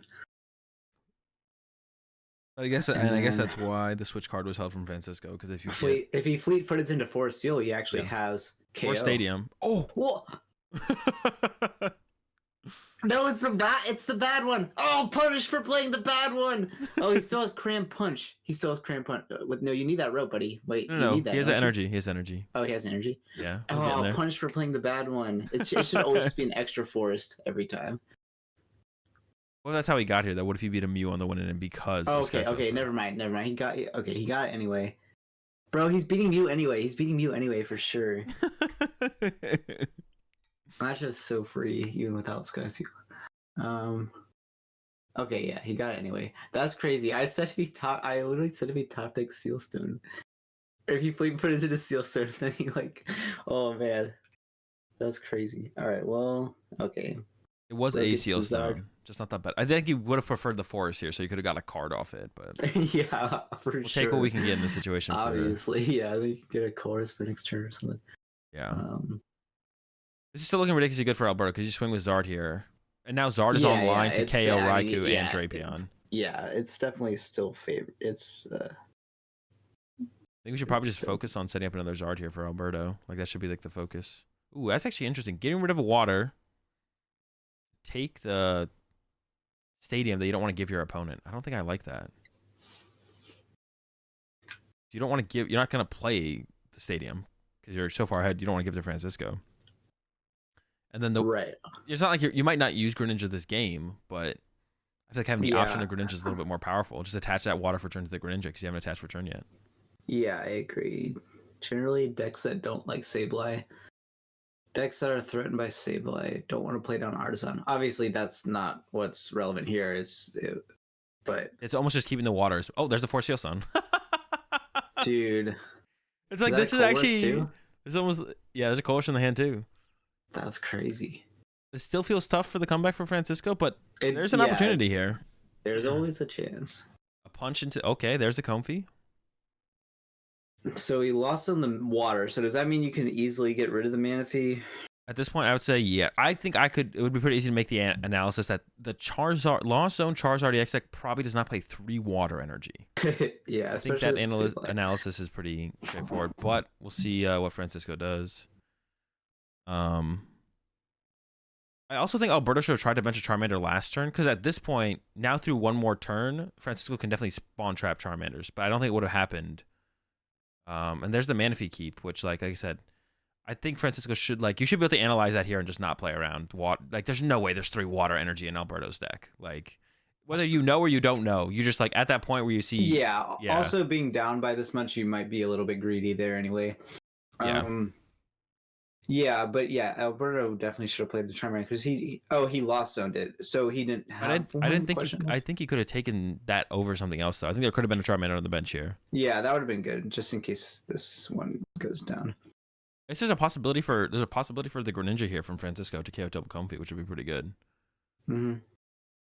That would be something. Or maybe you would even go Comfy, active Zard. Well, now it's on the bench, so you can't ninja, but oh, that sucks. Yeah, these have been tough. Comfying into Rod Gate is always tragic. Goes for the Rod. 2 gates gone. There's Gate in the hand. The Manaphy bench. Yeah, but I think it means like Francisco's basically doing. I think getting a hit on the Zard here was pretty important, to be honest. Or like, I mean, some kind of prizes, so you have time to hit KO the Zard later. Like Greninja KO double Comfy, and then to the 2 KO Zard, and then hopefully that your Roxanne does work from there. Seemed pretty good. There's another Charmander, but yeah, it seems like Alberto's actually just done with Charmander, which it could be the correct play here for sure. Just like literally just be done with it. Just be like, all right, they're not good enough anymore. Yeah. Yeah, you can just go in with the Zard, and the rest of your game is just a normal Lost Box deck. Yeah. Someone says, how many points do you need to average a month? In NA Masters, 50. Exactly 50. Wait to get your Worlds invite? Yeah. Yeah. But you do your League Cups do cap, so yeah, average 50 points. Is that what it is? I mean, 12 months in a year? Well, no, but the season's not. I guess the season is. No, but like there's a month. I guess. Yeah, you would have had to already. Oh, I mean, I guess yeah. Though from Worlds to Worlds, it is you have to average 50 points a month. Like still an yeah. It's still yeah. Oh no, but Worlds might be a little bit earlier this year, so then it's 11 months only. Nah, still 12. Still 12. No, it's 11. Well, wait. It's just divided up in a jank way. No, because like we're just losing August as a month probably. No, you could have done one before Worlds. Oh, true. That's true. That's true. It's not pretty, but it's honest work. All right, here's a Roxanne from what is the? I think the biggest swing here would be if Francisco gets Greninja. Oh no, he can't have Greninja anymore. There's a Manaphy on the bench. What is the play here? Charizard is just such a threat. So like, you can't even like swing with Raikou, and then it's just Charizard probably comes up. Well, no, it definitely comes up if you take a knockout. He is cooked. And if you use Sableye here, then Cram just kills your Sableye. I assume you're not killing that. You have to Sableye and then like boss the Charizard and just like pray and like boss Dragonite it. It's not. It's such a long shot. Okay. I guess that is the play, right? You have to Sableye the Charizard and then boss hit it next turn. It's just a ridiculously long shot, regardless. So he's cooked. I don't even know where Francisco Sableye is. There was one in the Lost Zone. Yeah. Oh, there's one. Okay. I've been seeing so many. Sometimes you don't have a choice. Like sometimes you have to Lost Zone one of your Sableyes early on. But I've been seeing a lot of people do it pretty aggressively. I don't know if there was really a choice in some of these situations, but I am a big fan of triple Sableye for that reason. It allows you to chain them easier, and then you can give one up. Yeah. Like the comeback with the next. I guess. Pretty cool. I'd rather play Shu than. No way. That is so bad. I know how to tilt Azul. Sableye has way too much utility. He's a genius. True. Okay, there is a boss in the hand here for Francisco as well, but I don't think you're waiting a turn to try and make that work, right? Oh, you have to boss Dragonite next turn, but it's going to be really hard. Yep. Which card? I don't know if Francisco sees that, though. What is Francisco doing here? I think I would have taken the Pokestop over the I didn't hate that as well, because we are trying to go for that boss play. Yeah, see, I don't think Francisco's going to play for the boss Charizard play. That's the only win con, right? Charizard's just nuking. Yeah, Charizard's just hitting too hard, I feel. I think I agree, yeah. You don't have enough time to draw these. Yeah, go for a KO even on the Comfy. But I don't think that's I don't think that's the route there. Oof, pretty good draw there from Alberto as well. Just a bunch of switch cards. Do you even need I don't think you need the Artisan, do you? Unless Alberto's trying to like get the access to his own Sableye. He's going to bait him into using Artisan for a non-Dragonite Pokemon. I guess. Actually, that doesn't even matter at this point. Because he didn't damage the Charizard. Bro, what if Francisco plays the secret Shaman V? That's the angle. Dragonite. I don't even know if that would do enough. Was priced, but you can still get a Heavy Ball. I don't even know if that would do enough. That would be something, but I don't even know if that does enough, to be honest. Shaman V? At this point, it's just a 2 prize. Like it's actually, what would KO it back? Nothing. Yeah, exactly. Alberto can still wins the prize trade. Even no, it's not true because the Manaphy on the bench. Yeah, you're right. The Shaman V would get there. But he doesn't play it, so it doesn't matter. Yeah, we even see like Alberto like understands Francisco's win con as well. It's like leaving the Charizard on the bench and not letting it get hit by a Cram or something. Just in case this guy plays a cheeky Shaman V, let's go. Well, no, I think the Cram punching is a little bit more what Francisco or Alberto's thinking is. I just don't want the Cram to punch my Charizard. Oh yeah. I'll let him get a free Cram punch. Yeah. I'm okay with going back and forth with Crams on the active over and over again. Yeah, there is really no reason for Francisco to concede here. You may as well stick it out. You have 45 minutes left. That's enough time for game 3. You may as well stick it out to the end on this one.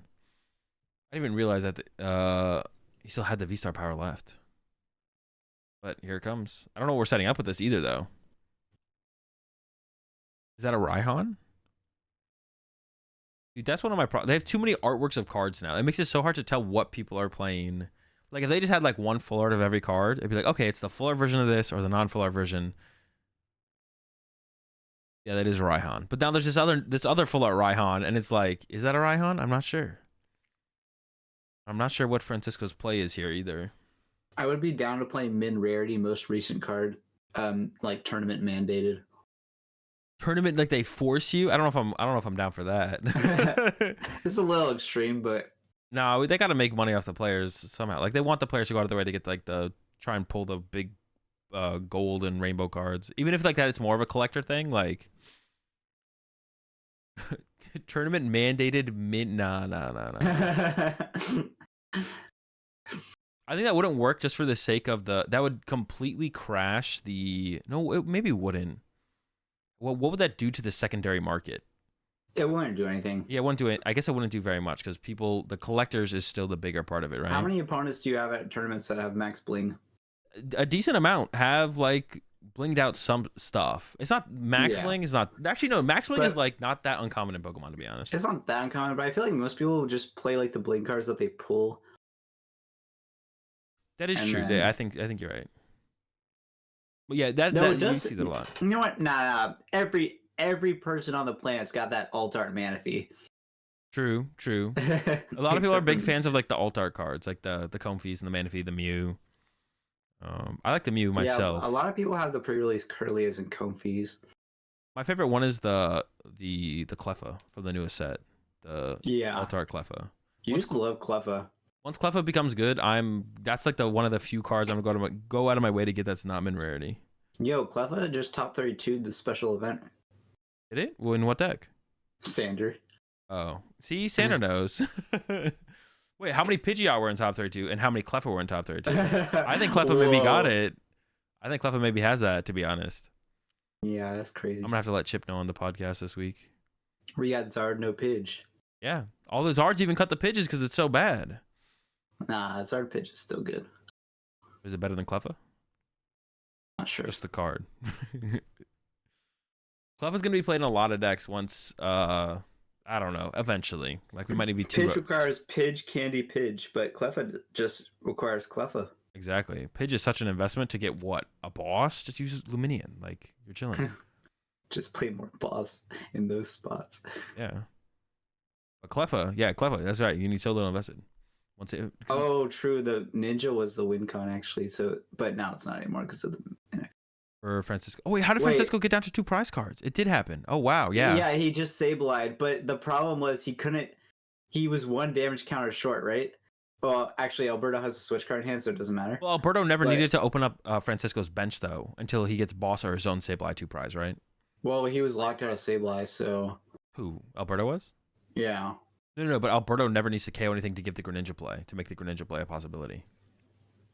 Like Alberto could have gone past here and then boss next turn. If that was like losing the game, yeah. Sure. Alberto, if Alberto didn't have the Manaphy recover, Alberto could have just been like, all right, cool, pass, and then boss next turn. But yeah, he had the Manaphy to cut off the Ninja and the cart to cut off in case he had another damage counter for the Comfy. So yeah, this actually got a lot closer than I thought, to be honest. At the end here, you're right though. Like when it gets down to the wire, like at the end of these, they can get really a lot closer than you think it's going to. Yeah. I wonder if Alberto could have just like stopped benching Pokemon though. Was that ever a possibility? Or was there always too many Pokemon in play? There might have always just been too many in play. Yeah, I don't think so. Yeah, probably not. Right.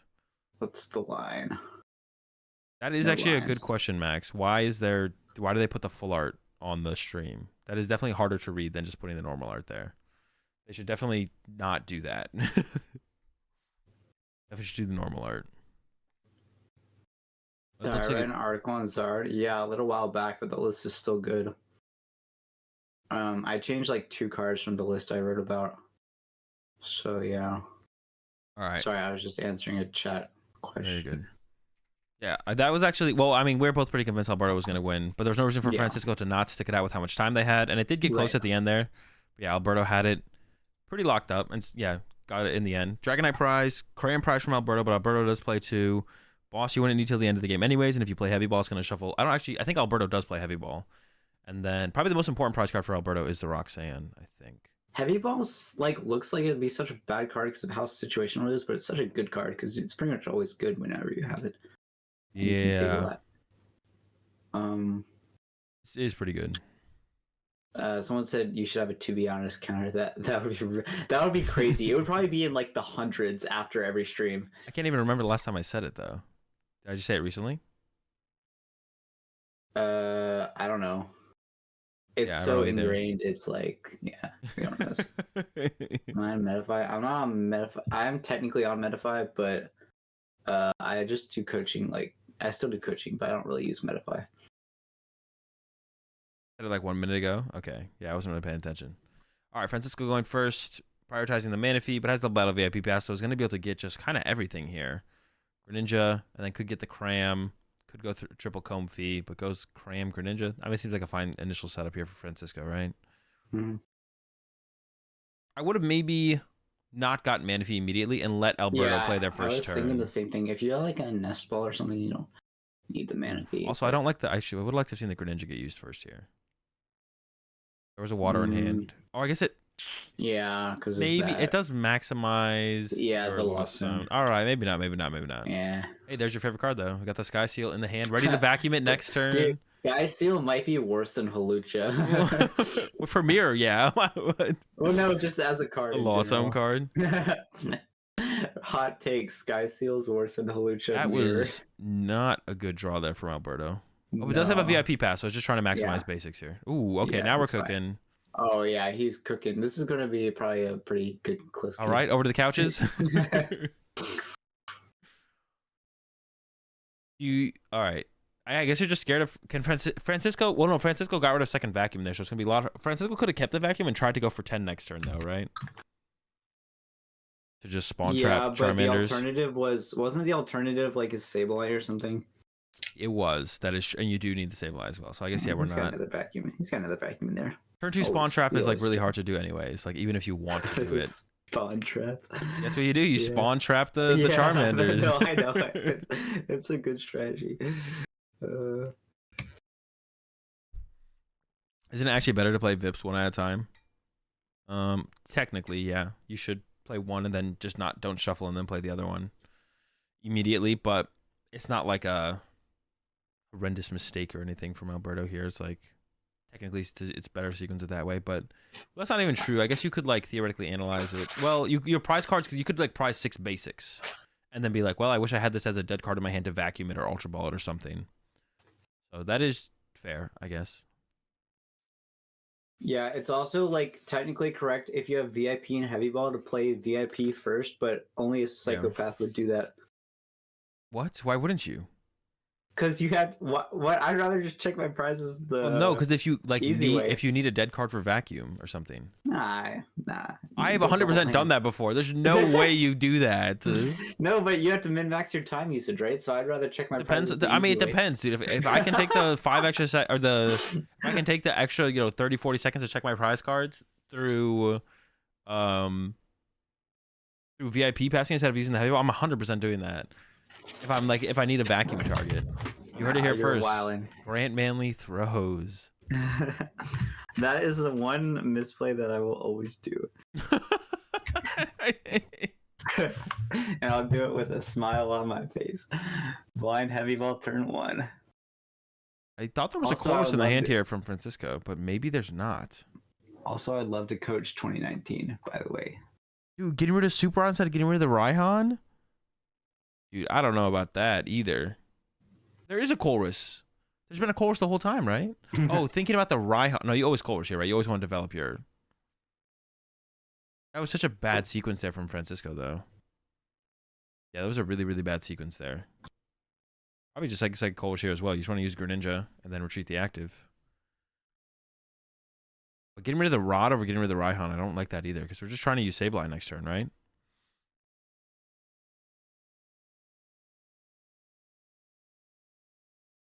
We're close. We got 7. So cram this turn, Sableye next turn. Try and spawn trap. Also, Francisco plays Arvin. How do you feel about the Arvin in Lost Box? Treat and cram. Sableye's okay, but you're not really too scared of getting disrupted. There's not a ton of possibility for Sableye anyways from Alberto. It's like all these bad cards are only good if you play other bad cards. Like Arvin is only good with Sky Seal Stone, and then Town Store gets thrown in there, and you're just in a downward spiral. It just goes out of control. I actually had a thought about the Town Store. Like if you play 4 Seal Stone, that's like 1. You can play Sky Seal Stone, that's 2. Choice Belt's not terrible. Some put a Choice Belt and then put a Bravery Charm. Like the Bravery Charm is really good. Oh my god! Stop. And then we're opening with all these cards we're not setting up, and we're not getting turn 2 Sableye. But I'm not trying to get turn 2 Sableye. I'm trying to take advantage of the V Pokemon. Nah, you know what? I'm not trying to get turn 2 Sableye either. I'm trying to get turn 1 Sableye. My 4 Trekking Shoes, 4 Vacuum. No shot. Imagine if that's how they intended the Lost Zone to be played, was Banette Vacuum, and we went Colress Comfy. Banette Vacuum Research was actually what they wanted. They wanted that to be an engine, the Banette engine, but no one did it. Yeah, they definitely did. I bet they thought Banette was going to be good too. Yeah, I mean it gets back Colress, which gets you more to the Lost Zone, but the card is a stage 1, so yeah. Instead we're playing Charizard a stage 2. Skip the middleman. Come to think of it, I was just about to say, does this list have any way to search Charizard? And I see an Ultra Ball in the Lost Zone. It only has 1 Ultra Ball, but it's like the Tina it's like Lost Tina. Lost Tina doesn't play Ultra Ball. You just eventually get there. Banette is great in GLC. Wait, you guys forgot the alternating caps letters. Banette is great in GLC. you know that meme? Yeah. But you can do, I mean, there's like apparently a Lost Zone GLC deck, which doesn't seem terrible. Banette, Colress, Comfy, Vacuum, Lost Blender. I don't know how good that one is, to be honest, but it sounds cool. If I make a GLC deck ever again, it's going to be a Lost Zone GLC deck. Yeah, the Lost Zone deck is pretty fun. All right, Ken Francisco, I think you're going for... You could just win with Sableye here, to be honest. Oh, no, you can't. Francisco has 5 prize cards, and there's only 4 1-prizers left. I don't think Francisco plays the Echoing Horn. So we will have to go through this Charizard eventually. But you can Sableye chain for a little while. Wait, does he actually play Arvin, or were you trolling? No, he actually plays Arvin. It's in the hand. So yeah, he definitely doesn't have space for Echoing Horn. Yeah, I would assume not. Arvin, Sky Seal. Raihan, Echoing Horn. Raihan's not too bad, but... it's there, though, yeah. I don't know if I like taking the 4 Seal Stone here. I think I would have just got rid of that. Because, yeah, I don't know if I like the 4 Seal Stone here to keep of it. Because, like, you don't really want to bench 2 prizes to begin with. And then if you get Roxanne, are you really going to get a 2 prizer plus a 4 Seal Stone off your Roxanne to 2? It doesn't sound likely. No. Water Energy is pretty cool to use with Greninja or to retreat. We are at the 10, so he's though. Trying to D-Knight here, right? You think so? Yeah, before the Zard is going to KO it. I think he prized it again, actually. Oh, I see what you... Yeah, it is prized. But aren't you scared of spreading damage to your own bench for Sableye? That's like a thing. Alberto plays Sableye. Oh, yeah. Yeah, I don't know if that's worth it. Okay, maybe. I think you just Sableye over and over and over again, right? And just pick on the bench. Like, maybe you can even, like... I know I said... Like, if Francisco KOs the Manaphy here of Alberto, does Alberto ever put the Manaphy back on the bench? Maybe. Yeah, I think so. So then at that point, there is just 5 1-prizes for you to take advantage of here as Francisco. And then you will win the prize trade, right? Eventually you'll catch up. Yeah, but it's going with the spread. But if you don't kill the Manaphy, or if you don't get the Manaphy back, you can just... like ninja the Charizard and like take another prize and then drag. So I don't know. I think I'd rather force you to attack with Sableye like 4 times, but I don't know. Attack with Sableye 4. Wait. Friend, as Alberto. Yeah. Yeah. Because right. I mean, I don't know. Maybe it would be harder for him to ninja into Dragonite. Yeah. That's what it comes down to, right? Yeah, locals with 1 potion. KO, draw, ninja. I mean, it's still a lot to do no matter what, I guess. How many decks in the top 8 of Peoria will play Mew EX? What do you think? 1. How good do you think Mew EX is? It's alright. Definitely seems I think solid. maybe 1 top 8. I'm gonna predict 3. 3? Yeah, it's not that. That's a lot. Okay. There was like 6 in the top 8 of the tournament in Japan. There was like Oh. 6 of them. I'm like notoriously bad at predicting metas. Here come the switch cards. Like new meta, like new cards. Like I didn't think Palkia was gonna be good. I didn't think Lugia was gonna be good. Like, so I've started to just go with the opposite of whatever I think.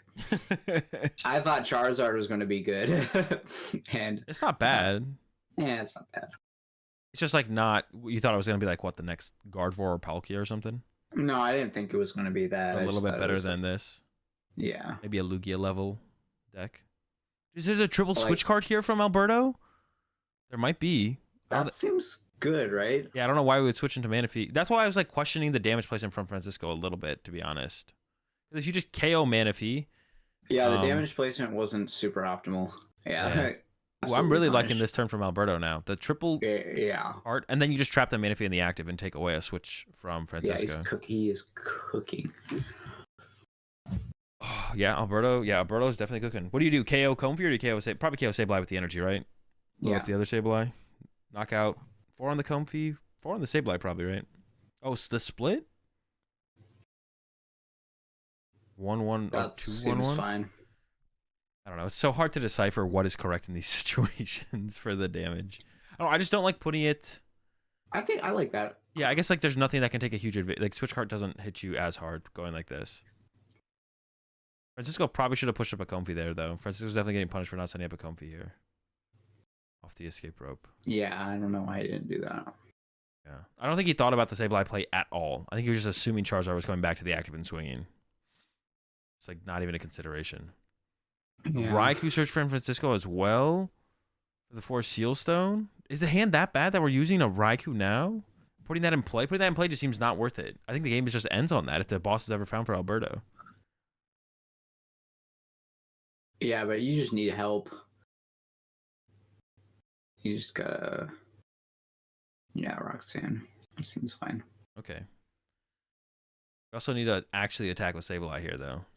Yep. But even then, I don't really want to do the math. But does Francisco have to go after Charizard now to remove it as a threat?